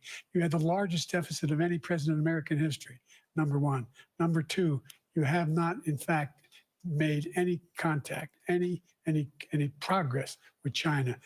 We are the lowest trade deficit with China since 2010. Thank you, President Biden. You lost. Thank you, President Biden. Let's discuss an epidemic impacting millions of Americans that both of you have made a top priority in your first term, the opioid crisis. And for both of you, the number of overdose deaths in this country has gone up. Under your term, it went up. Under your term, it has gone up. Former President Trump, despite the efforts that both of you have made, more than 100,000 Americans are dying from overdoses every year, primarily from fentanyl and other opioids. What will you do to help Americans right now in the throes of addiction who are struggling to get the treatment they need? To finish up, We now have the largest deficit in the history of our country under this guy. We have the largest deficit with China. He gets paid by China. He's a Manchurian candidate. He gets money from China. So I think he's afraid to deal with them or something. But do you notice he never took out my tariffs because we bring in so much money with the tariffs that I imposed on China. He never took them away. He can't because it's too much money. It's tremendous. And we saved our steel industries, and there was more to come, but he hasn't done that. But he hasn't cut the tariffs because he can't, because it's too much money. But he's got the largest deficit in the history of our country, and he's got the worst situation with China. China's going to own us if you keep allowing them to do what they're doing to us as a country. They are killing us as a country, Joe, and you can't let that happen. You're destroying our country. So, President Trump, you have 67 seconds left. The question was, what are you going to do to help Americans in the throes of addiction right now who are struggling to get the treatment they need? Jake, we were doing very well at addiction until the COVID came along. We had the 2.5, almost 3 years of like nobody's ever had before, any country, in every way. And then we had to get tough. And it was the drugs pouring across the border it started to increase. We got great equipment. We bought the certain dog that's the most incredible thing that you've ever seen, the way they can spot it.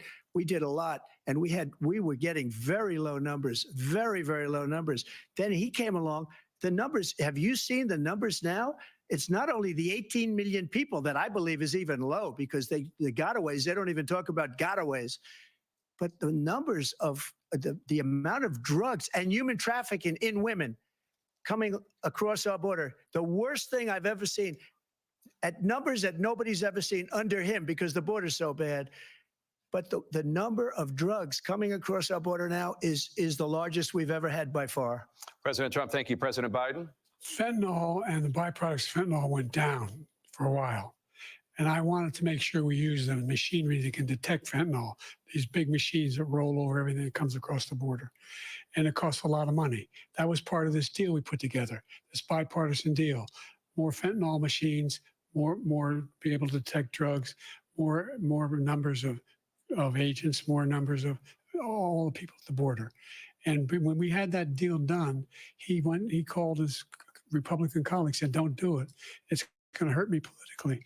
No, he never argued it's not a good bill. It's a really good bill. We need those machines.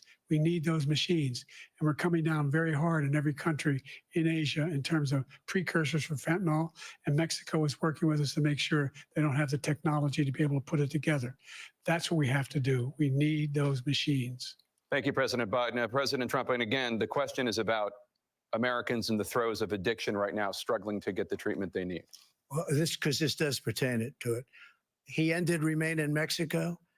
He ended catch and release. I made it catch and release in Mexico, not catch and release here. We had so many things that we had done, hard negotiations with Mexico, and I got it all for nothing. It's just like when you have a hostage, we always pay $6 billion for a hostage. Every time we say a hostage. Now we have a hostage, a Wall Street Journal reporter, I think a good guy, and he's over there because Putin is laughing at this guy, probably asking for billions of dollars for the reporter. I will have him out very quickly as soon as I take office. Before I take office, I said by literally as soon as I win the election, I will have that reporter out. He should have had him out a long time ago, but Putin's probably asking for billions and billions of dollars because this guy pays it every time. We had 2 cases where he paid $6 billion for 5 people. I got 58 people out and I paid essentially nothing. Thank you, President Trump. Dana? Let's turn to concerns that voters have about each of you. President Biden, you would be 86 at the end of your second term. How do you address concerns about your capability to handle the toughest job in the world well into your 80s? Well, first of all, I spent half my career being criticized being the youngest person in politics. I was the second youngest person ever elected to the United States Senate, and now I'm the oldest. This guy's 3 years younger and a lot less competent. I think that just look at the record. Look at what I've done. Look how I've turned around the horrible situation he left me. As I said, 15 million new jobs, 800,000 manufacturing jobs, more investment in America, over billions of dollars in private investment in enterprises that we are growing. By the way, we brought an awful lot of people. Well, the whole idea of computer chips. We used to have 40% of the market.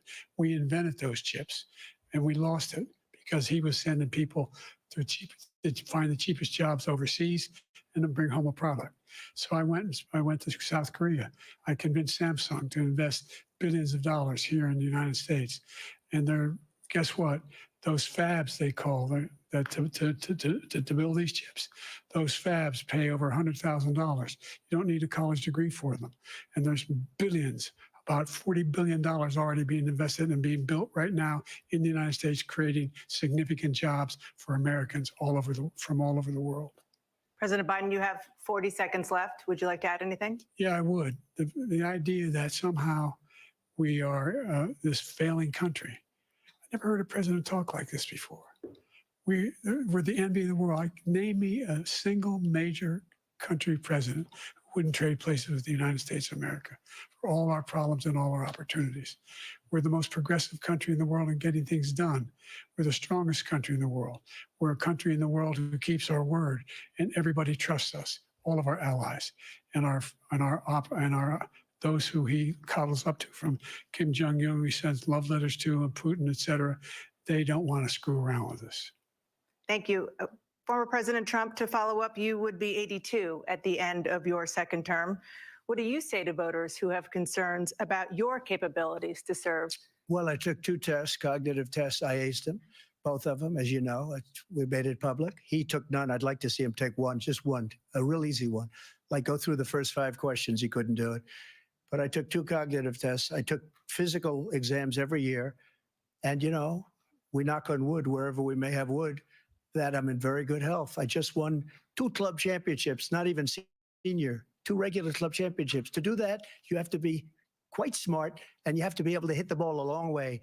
And I do it. He doesn't do it. He can't hit a ball 50 yards. He challenged me to a golf match. He can't hit a ball 50 yards. I think I'm in very good shape. I feel that I'm as in good a shape as I was 25, 30 years ago. Actually, I'm probably a little bit lighter, but I'm in as good a shape as I was years ago. I feel very good. I feel the same. But I was willing to take a cognitive test. And you know what? If I didn't do well, I aced him. Dr. Ronnie Jackson, who's a great guy when he was White House doctor. And then I took another one, a similar one. And one of them said they've never seen anybody ace him. Thank you. President Biden? You can see he is 6'5" and only 223 pounds, or 235 pounds. Well, you said 6'4", 200. Well, anyway, anyway, just take a look at what he says he is and take a look at what he is. Look, I'd be happy to have a driving contest with him. I got my handicap, which when I was vice president, down to a 6. But by the way, I told you before, I'm happy to play golf if you carry your own bag. Think you can do it? That's the biggest lie. He's a 6 handicap of all. I was an 8 handicap. Yeah. 8. Never. But I have, how many? I've seen you swing. I know you swing. Okay, let's not act like children. President Trump, we're going to turn Let's not act like children. to a specific concern that voters have about you. Will you pledge tonight that once all legal challenges have been exhausted, that you will accept the results of this election, regardless of who wins, and you will say right now that political violence in any form is unacceptable? Well, I shouldn't have to say that, but of course I believe that. It's totally unacceptable.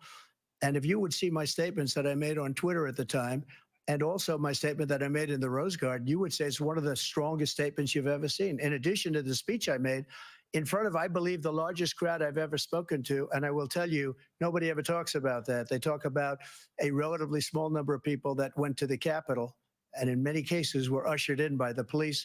And as Nancy Pelosi said, it was her responsibility, not mine. She said that loud and clear. But the answer is, if the election is fair, free, and I want that more than anybody. And I'll tell you something. I wish he was a great president, because I wouldn't be here right now. I'd be at one of my many places enjoying myself. I wouldn't be under indictment because I wouldn't have been his political opponent, because he indicted me because I was his opponent. I wish he was a great president. I would rather have that. I wouldn't be here. I don't mind being here. But the only reason I'm here is he's so bad as a president that I'm going to make America great again. We're going to make America great again. We're a failing nation right now. We're a seriously failing nation. And we're a failing nation because of him. His policies are so bad. His military policies are insane. They're insane. These are wars that will never end with him. He will drive us into World War III, and we're closer to World War III than anybody can imagine. We are very, very close to World War III, and he's driving us there. And Kim Jong-un and President Xi of China, Kim Jong-un of North Korea, all of these, Putin, they don't respect him. They don't fear him. They have nothing going with this gentleman, and he's going to drive us into World War III. You want a World War III, let him follow and win, and let Putin say, do what you want, NATO. Just do what you want. There's a thing called Article 5. An attack on one is attack on all, and required response. The idea, I can't think of a single major leader in the world who wouldn't trade places with the job I've done and what they've done. Because we are a powerful nation. We have wonderful people. It's because of the people, not me. It's because of the American people.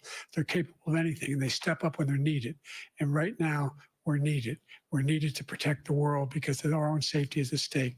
And again, you want to have a war, just let Putin go ahead and take Kyiv, make sure they move on, see what happens in Poland, Hungary, and other places along that border. Then you have a war. President Trump, as I come back to you for a follow-up, the question was, will you accept the results of this election, regardless of who wins? Just to finish what he said, if I might, Russia, they took a lot of land from Bush. They took a lot of land from Obama and Biden. They took no land, nothing from Trump, nothing. He knew not to do it. He's not going to play games with me. He knew that. I got along with him very well, but he knew not to play games. He took nothing from me. But now he's going to take the whole thing from this man right here. That's a war that should have never started. It would have never started ever with me. And he's going to take Ukraine. And, you know, you asked me a question before, would you do this? He's got us in such a bad position right now with Ukraine and Russia, because Ukraine's not winning that war. He said, I will never settle until such time. They're running out of people. They're running out of soldiers. They've lost so many people. It's so sad. They've lost so many people, and they've lost those gorgeous cities with the golden domes that are 1,000 years old, all because of him and stupid decisions. Russia would have never attacked if I were President Trump, president. the question was, will you accept the results of the election, regardless of who wins? Yes or no, please. If it's a fair and legal and good election, absolutely. I would have much rather accepted these, but the fraud and everything else was ridiculous. And if you want, we'll have a news conference on it in a week, or we'll have another one of these in a week. But I will absolutely, there's nothing I'd rather do. It would be much easier for me to do that than I'm running again. I wasn't really going to run until I saw the horrible job he did. He's destroying our country. I would be very happy to be someplace else, in a nice location someplace. And again, no indictments, no political opponent stuff, because it's the only way he thinks he can win. But unfortunately, it's driven up my numbers and driven them up to a very high level because the people understand it. Well, let's see what your numbers are when this election is over.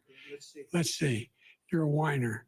When you lost the first time, you continued, you appealed and appealed to courts all across the country. Not one single court in America said any of your claims had any merit, state or local, none. But you continue to provoke this lie about somehow there's all this misrepresentation, all this stealing. There is no evidence of that at all. And I tell you what, I doubt whether you'll accept it because you're such a whiner. The idea, if you lose again, you accepting anything, you can't stand the loss. Something snapped in you when you lost the last time.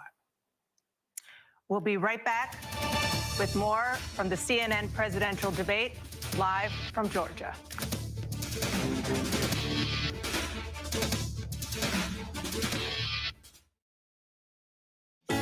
First thing in the morning. There's a lot going on. We're still in a flash flood warning. To catch you up with what happened overnight, police in riot gear arresting dozens of protesters. What's happening today? Escalating tensions in the Middle East. What people are talking about, the migrant crisis. Fast, straightforward, with some fun in between. Check out the Gator on the 17th hole. The buzzkill in baseball. First thing in the morning. America This Morning. America's #1 early morning news. On ABC News Live. right, let the dogs out, please.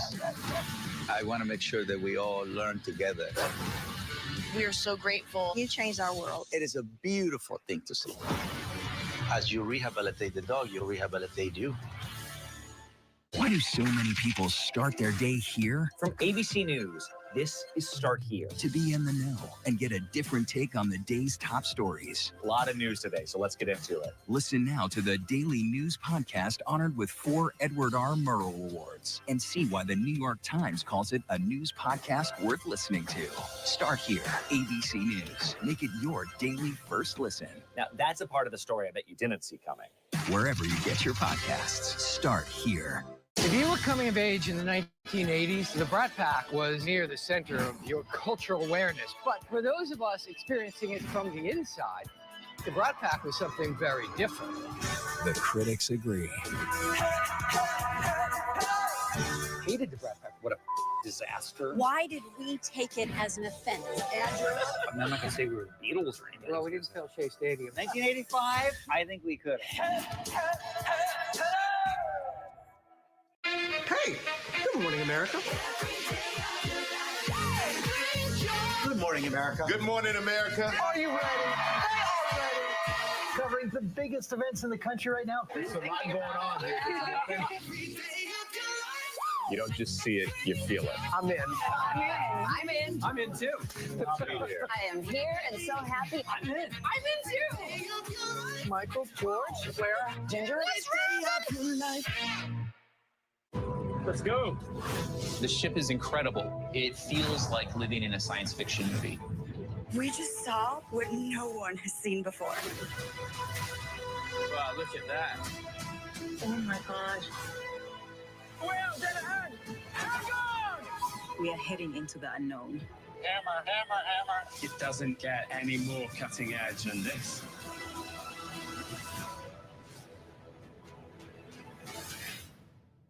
Hi, I'm Andy. And I'm Sabrina. And we're moms, juggling tons of stuff every day, like all you moms out there. And you know what we love? Really love? Pop culture. So listen now to our new podcast, Pop Culture Moms, wherever you get your podcasts. Are you ready to celebrate? Sunday, June 30th, across the country. See, experience some of the nation's greatest pride celebrations all in one place as they happen live right here on ABC News Live. Pride across America. Celebrate joy, love, freedom, and pride. Sunday, June 30th, starting at 11 a.m. Eastern Time. Streaming on ABC News Live and stream on Hulu. It is now time for the candidates to deliver their closing statements as predetermined by a coin toss. We're going to begin with you, President Biden. You have 2 minutes. We've made significant progress from the debacle that was left by President Trump in his last term. We find ourselves in a situation where, number one, we have to make sure that we have a fair tax system. I ask anyone out there in the audience or anyone out watching this debate, do you think the tax system is fair? The fact is that I said nobody even making under $400,000 had a single penny increase in their taxes and will not. And if I'm reelected, that'll be the case again. But this guy has increased your taxes because of the deficit. Number one, he's increased inflation because of the debacle he left after the way he handled the pandemic. And he finds himself in a position where he now wants to tax you more by putting a 10% tariff on everything that comes into the United States of America. What I did, when, for example, he wants to get rid of the ability of Medicare for us to be able to negotiate drug prices with the big pharma companies. Well, guess what? We got it down to $35 for insulin instead of $400. No more than $2,000 for every senior, no matter how much prescription they need. You know what that did? That reduced the federal debt by $160 billion over 10 years because the government doesn't have to pay the exorbitant prices. I'm going to make that available to every senior all along. It's happening now, and everybody in America. He wants to get rid of that. I'm going to make sure that we have child care. We're going to significantly increase the credits people have for child care. I'm going to make sure we do something about what we're doing on lead pipes and all the things that are causing health problems for people across the country. We're going to continue to fight to bring down inflation and give people a break. Thank you, President Biden. President Trump, you now have 2 minutes for your closing statement. Like so many politicians, this man is just a complainer. He said, we want to do this, we want to do that, we want to get rid of this tax, that tax. But he doesn't do anything. All he does is make our country unsafe by allowing millions and millions of people to pour in. Our military doesn't respect him. We look like fools in Afghanistan. We didn't stop Israel. It was such a horrible thing that would have never happened. It should have never happened. Iran was broke. Anybody that did business with Iran, including China, they couldn't do business with the United States. They all passed. Iran was broke. They had no money for Hamas or Hezbollah, for terror, no money whatsoever. Again, Ukraine should have never happened. He talks about all this stuff, but he didn't do it. For 3.5 years, we're living in hell. We have the Palestinians and we have everybody else rioting all over the place. You talk about Charlottesville. This is 100 times Charlottesville, 1,000 times. The whole country is exploding because of you, because they don't respect you, and they have to respect their president, and they don't respect you throughout the world. What we did was incredible. We rebuilt the military. We got the largest tax cut in history, the largest regulation cut in history. The reason he's got jobs is because I cut the regulations that gave jobs, but he's putting a lot of those regulations back on. All of the things that we've done, nobody's never seen anything like, even from a medical standpoint, right to try, where we can try space-age materials instead of going to Asia or going to Europe and trying to get, when you're terminally ill, now you can go and you can get something. You sign a document. They've been trying to get it for 42 years. But you know what we did for the military was incredible. Choice for our soldiers, where our soldiers, instead of waiting for 3 months to see a doctor, can go out and get themselves fixed up and readied up and take care of themselves, and they're living. And that's why I had the highest approval rating in the history of the VA. So all of these things, we're in a failing nation, but it's not going to be failing anymore. We're going to make it great again. Thank you, former President Trump, President Biden. Stay with us because we have full analysis of this debate. Anderson Cooper and Aaron Burnett starts now on CNN. Watched as a nation now the first presidential debate of this election cycle. This is the earliest presidential debate that we've ever witnessed as a country. We're staying on this shot to see if they acknowledge one another. One of the telling parts of this evening was from the very start, the walkout onto that debate stage in Atlanta, both the current president, President Biden, and former President Donald Trump walking out onto that stage. There was no handshake. It wasn't anticipated, though there wasn't even a look toward one another as this debate began. The tone was set right away. They debated on issues including the economy, inflation, jobs, handling of COVID, both during the Trump years and during the Biden years. Foreign policy, Afghanistan, how both handled Afghanistan, the role of NATO in talking about Ukraine, what the future of Ukraine looks like. They talked about January 6th and whether or not former President Donald Trump would denounce those who stormed the Capitol. That was asked of him by the current president, President Biden. There was not an answer to that particular question, though they did spar going back and forth multiple times. The split screen, allowing the country to examine both of these men. And one of the main questions going into the night, because again, as we had mentioned, they both have been president now. Americans know their records. They've studied them. They feel like they know them. This was going to be a test tonight in aptitude. There was that moment not far from the beginning of the debate when President Biden was talking about the debt and talking about taxing billionaires in this country, where he was describing what the effect of the policy that he was proposing would have. And then there was that pause, about 5-6 seconds, where he didn't say anything. And then he went on to say, we finally beat Medicare. A bit of a non sequitur, it seemed. We'll be waiting to see how the Biden team explains that out. Let's get to both camps and find out how they believe their candidates did. Rachel Scott live in Atlanta in the spin room. Rachel, what are we hearing from Donald Trump's campaign tonight? Well, I'll tell you that a senior advisor to the Trump campaign tells me that they let out a huge exhale from the moment that President Biden answered that very first question.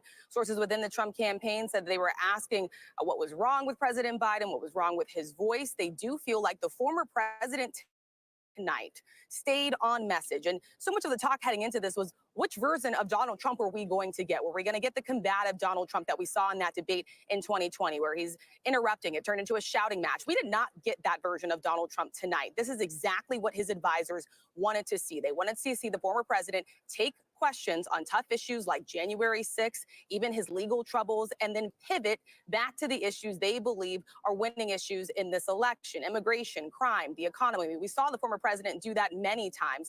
I will tell you, David, that out on the campaign trail, the former president does use a lot more harsh rhetoric when it comes to talking about certain issues, including immigration. He vows the largest deportation in American history. He says that immigrants are poisoning the blood of this country. He didn't go so far as to repeat any of that incendiary rhetoric that we hear a lot of times on the campaign trail. One thing was clear, though, David, this turned personal rather quickly. You had President Biden call him a convicted felon, and then you had the former president fire back and call his son a convicted felon. And we are told that during these commercial breaks, these candidates did not look at each other, they did not talk, and obviously they did not shake hands on that debate stage tonight, David. Yeah, that was another first that we witnessed. Rachel Scott, thank you. The Trump campaign happy with Donald Trump's performance tonight, the moment when President Biden did point out the fact that his opponent is a convicted felon, and another split screen moment when he talked about what he was convicted of. There was some head nodding from the former President Donald Trump, which again made for a moment unlike, and there were many moments here that we have seen before. I am curious about that particular moment in the beginning because so much had been said about President Biden going into tonight. A lot of eyes across the country watching, again, this sort of aptitude test for both gentlemen.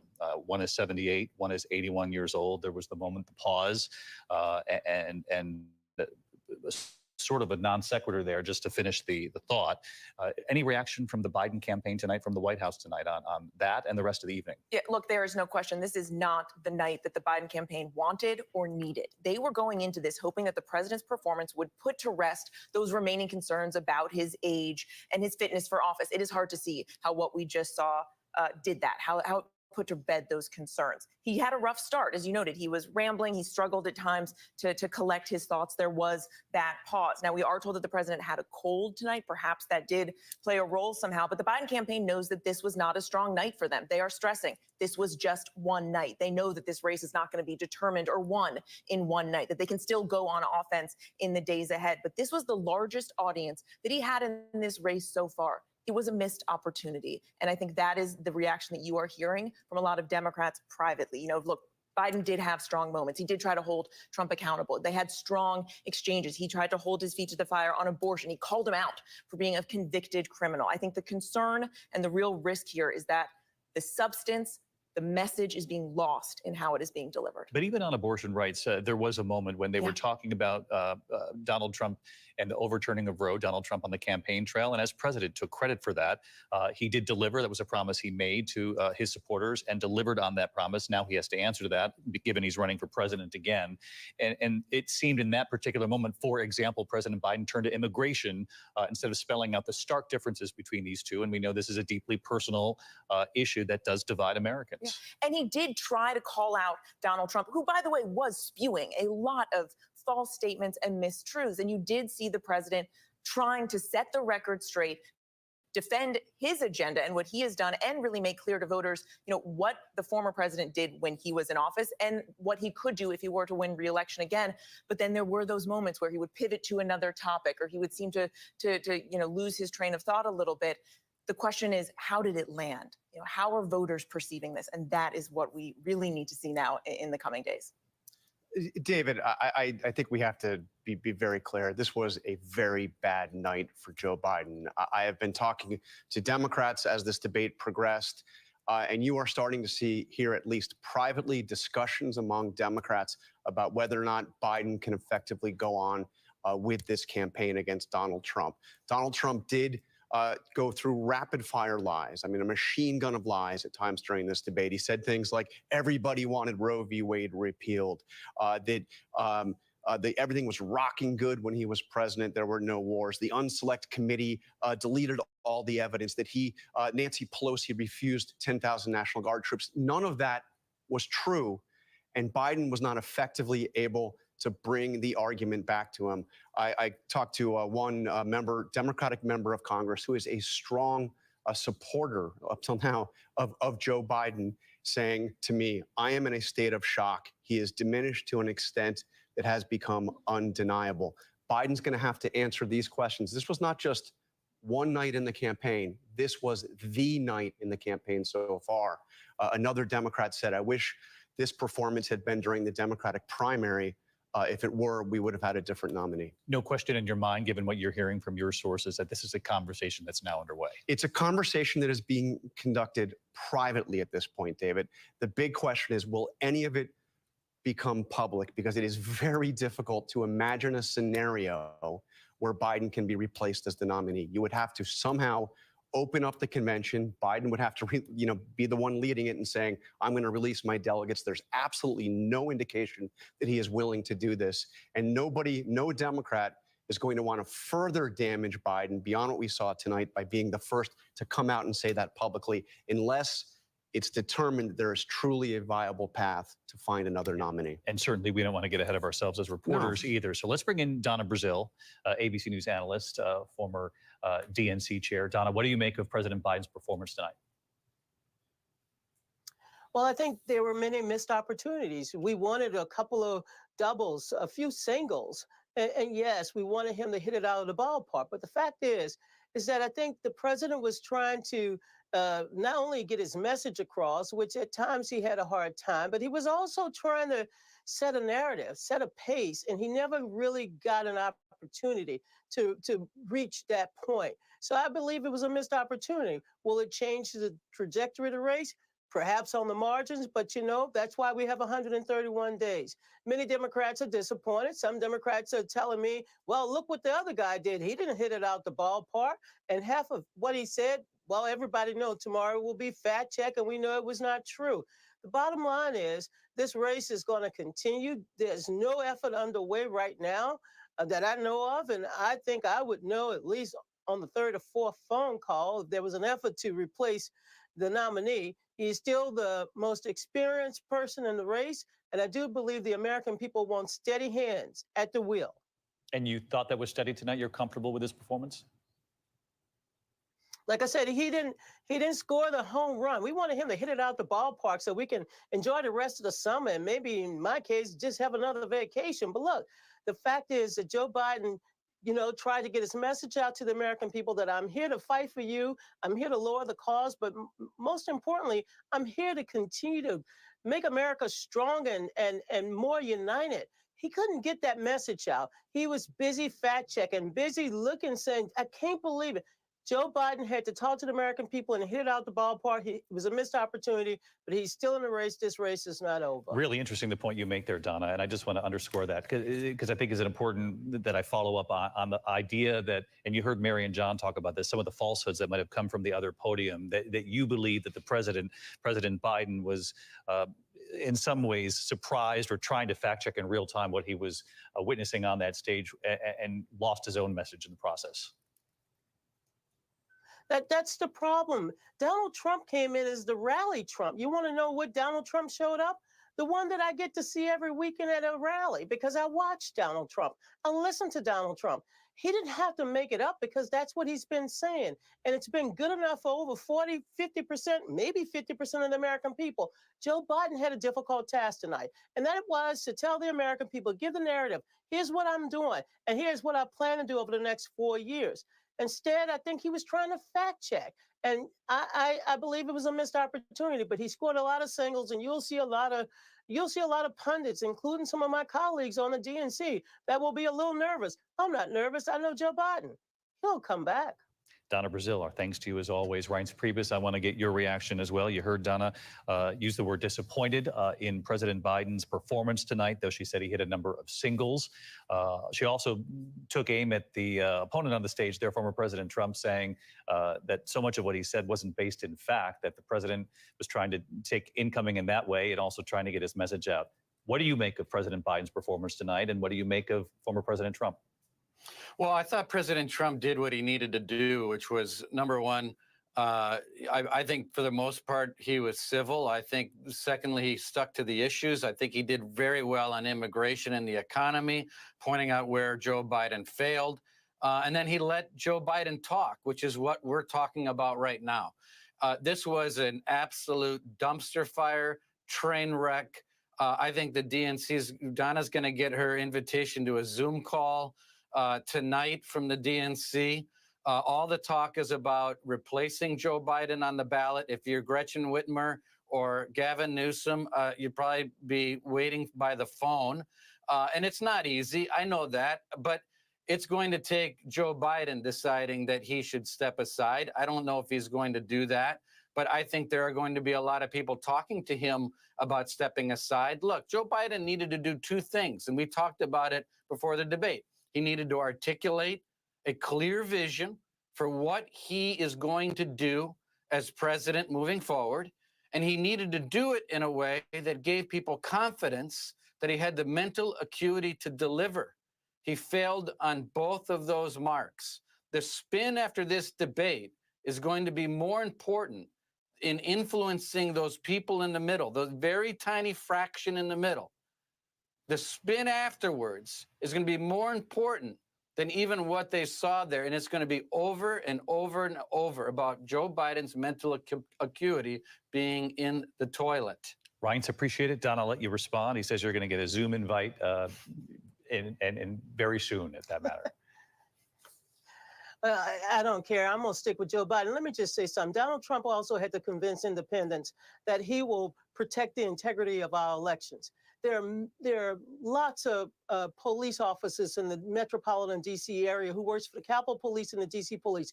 They are still dealing with their injuries. They're still dealing with the trauma. The notion that those Americans came for a peaceful protest is wrong, and that's why I think Joe scored a single on that. All right, Donna and Reince, we appreciate it as always. I want to bring in our senior justice correspondent, Pierre Thomas. Pierre, you heard President Biden tonight reference the former president for the first time certainly on the debate stage, of course, but for the first time face to face as a convicted felon. You saw Donald Trump's response in that split screen.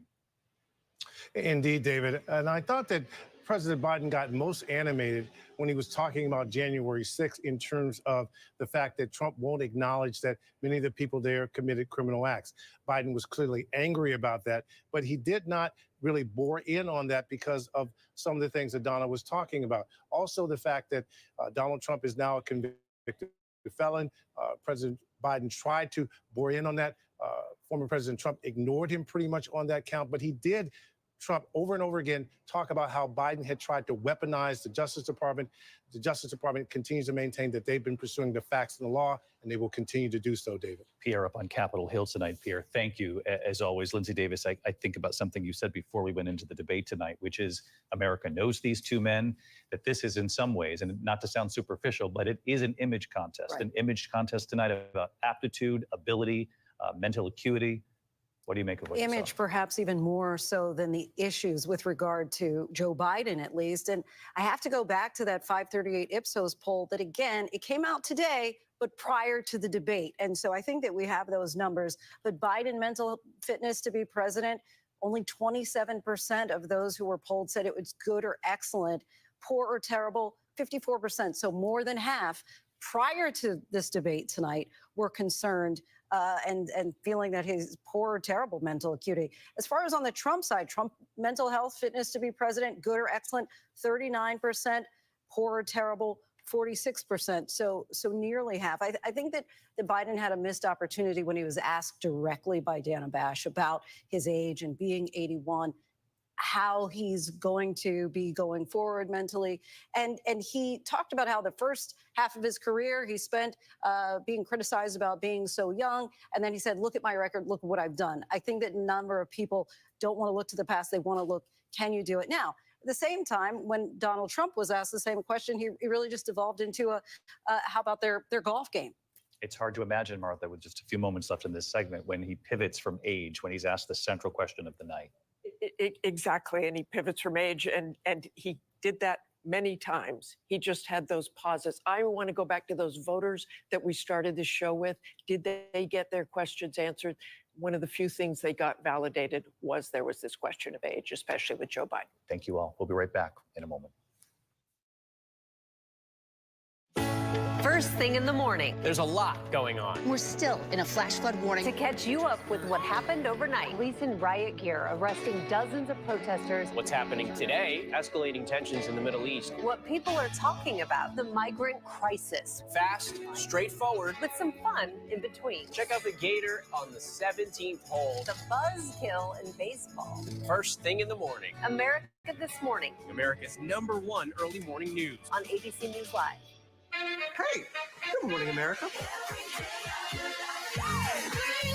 Good morning, America. Good morning, America. Are you ready? Covering the biggest events in the country right now. There's a lot going on here. You don't just see it, you feel it. I'm in. I'm in. I'm in too. I'll be here. I am here and so happy. I'm in. I'm in too. Michael, George, Clara, Ginger. I experienced a lot of rejection, a lot of heartache. I'm a tough woman, but it's not easy. You're going to feel lonely. There was a lot of personal stuff in my life that was really falling apart. But Mom and Daddy didn't raise no quitter. Not everybody makes it. It's taken me a really long time to even get to this moment. The CMA Award for Album of the Year For Female Vocalist of the Year Entertainer of the Year goes to Lainey Wilson. That was a mic drop. The Entertainer of the Year, baby. What she is doing right now is changing country music. I'm proud of myself. I really am. I have worked my ass off. Now it's time to see what's next. I do see the bell bottoms and the hat as my superhero outfit. There is a price to be paid every time a survivor shares their story. I will not be silenced. Do you feel the church accepted abuse? I wouldn't say accepted it as so much pretended it didn't exist. Yep, that's him. Yep. Ready? Kira Phillips with ABC News. Does your church protect sexual predators? The powerful new Impact by Nightline. Secrets of the 2x2 Church. There's nothing pretty about hearing this. Now streaming on Hulu. How do you feel? Gay as hell.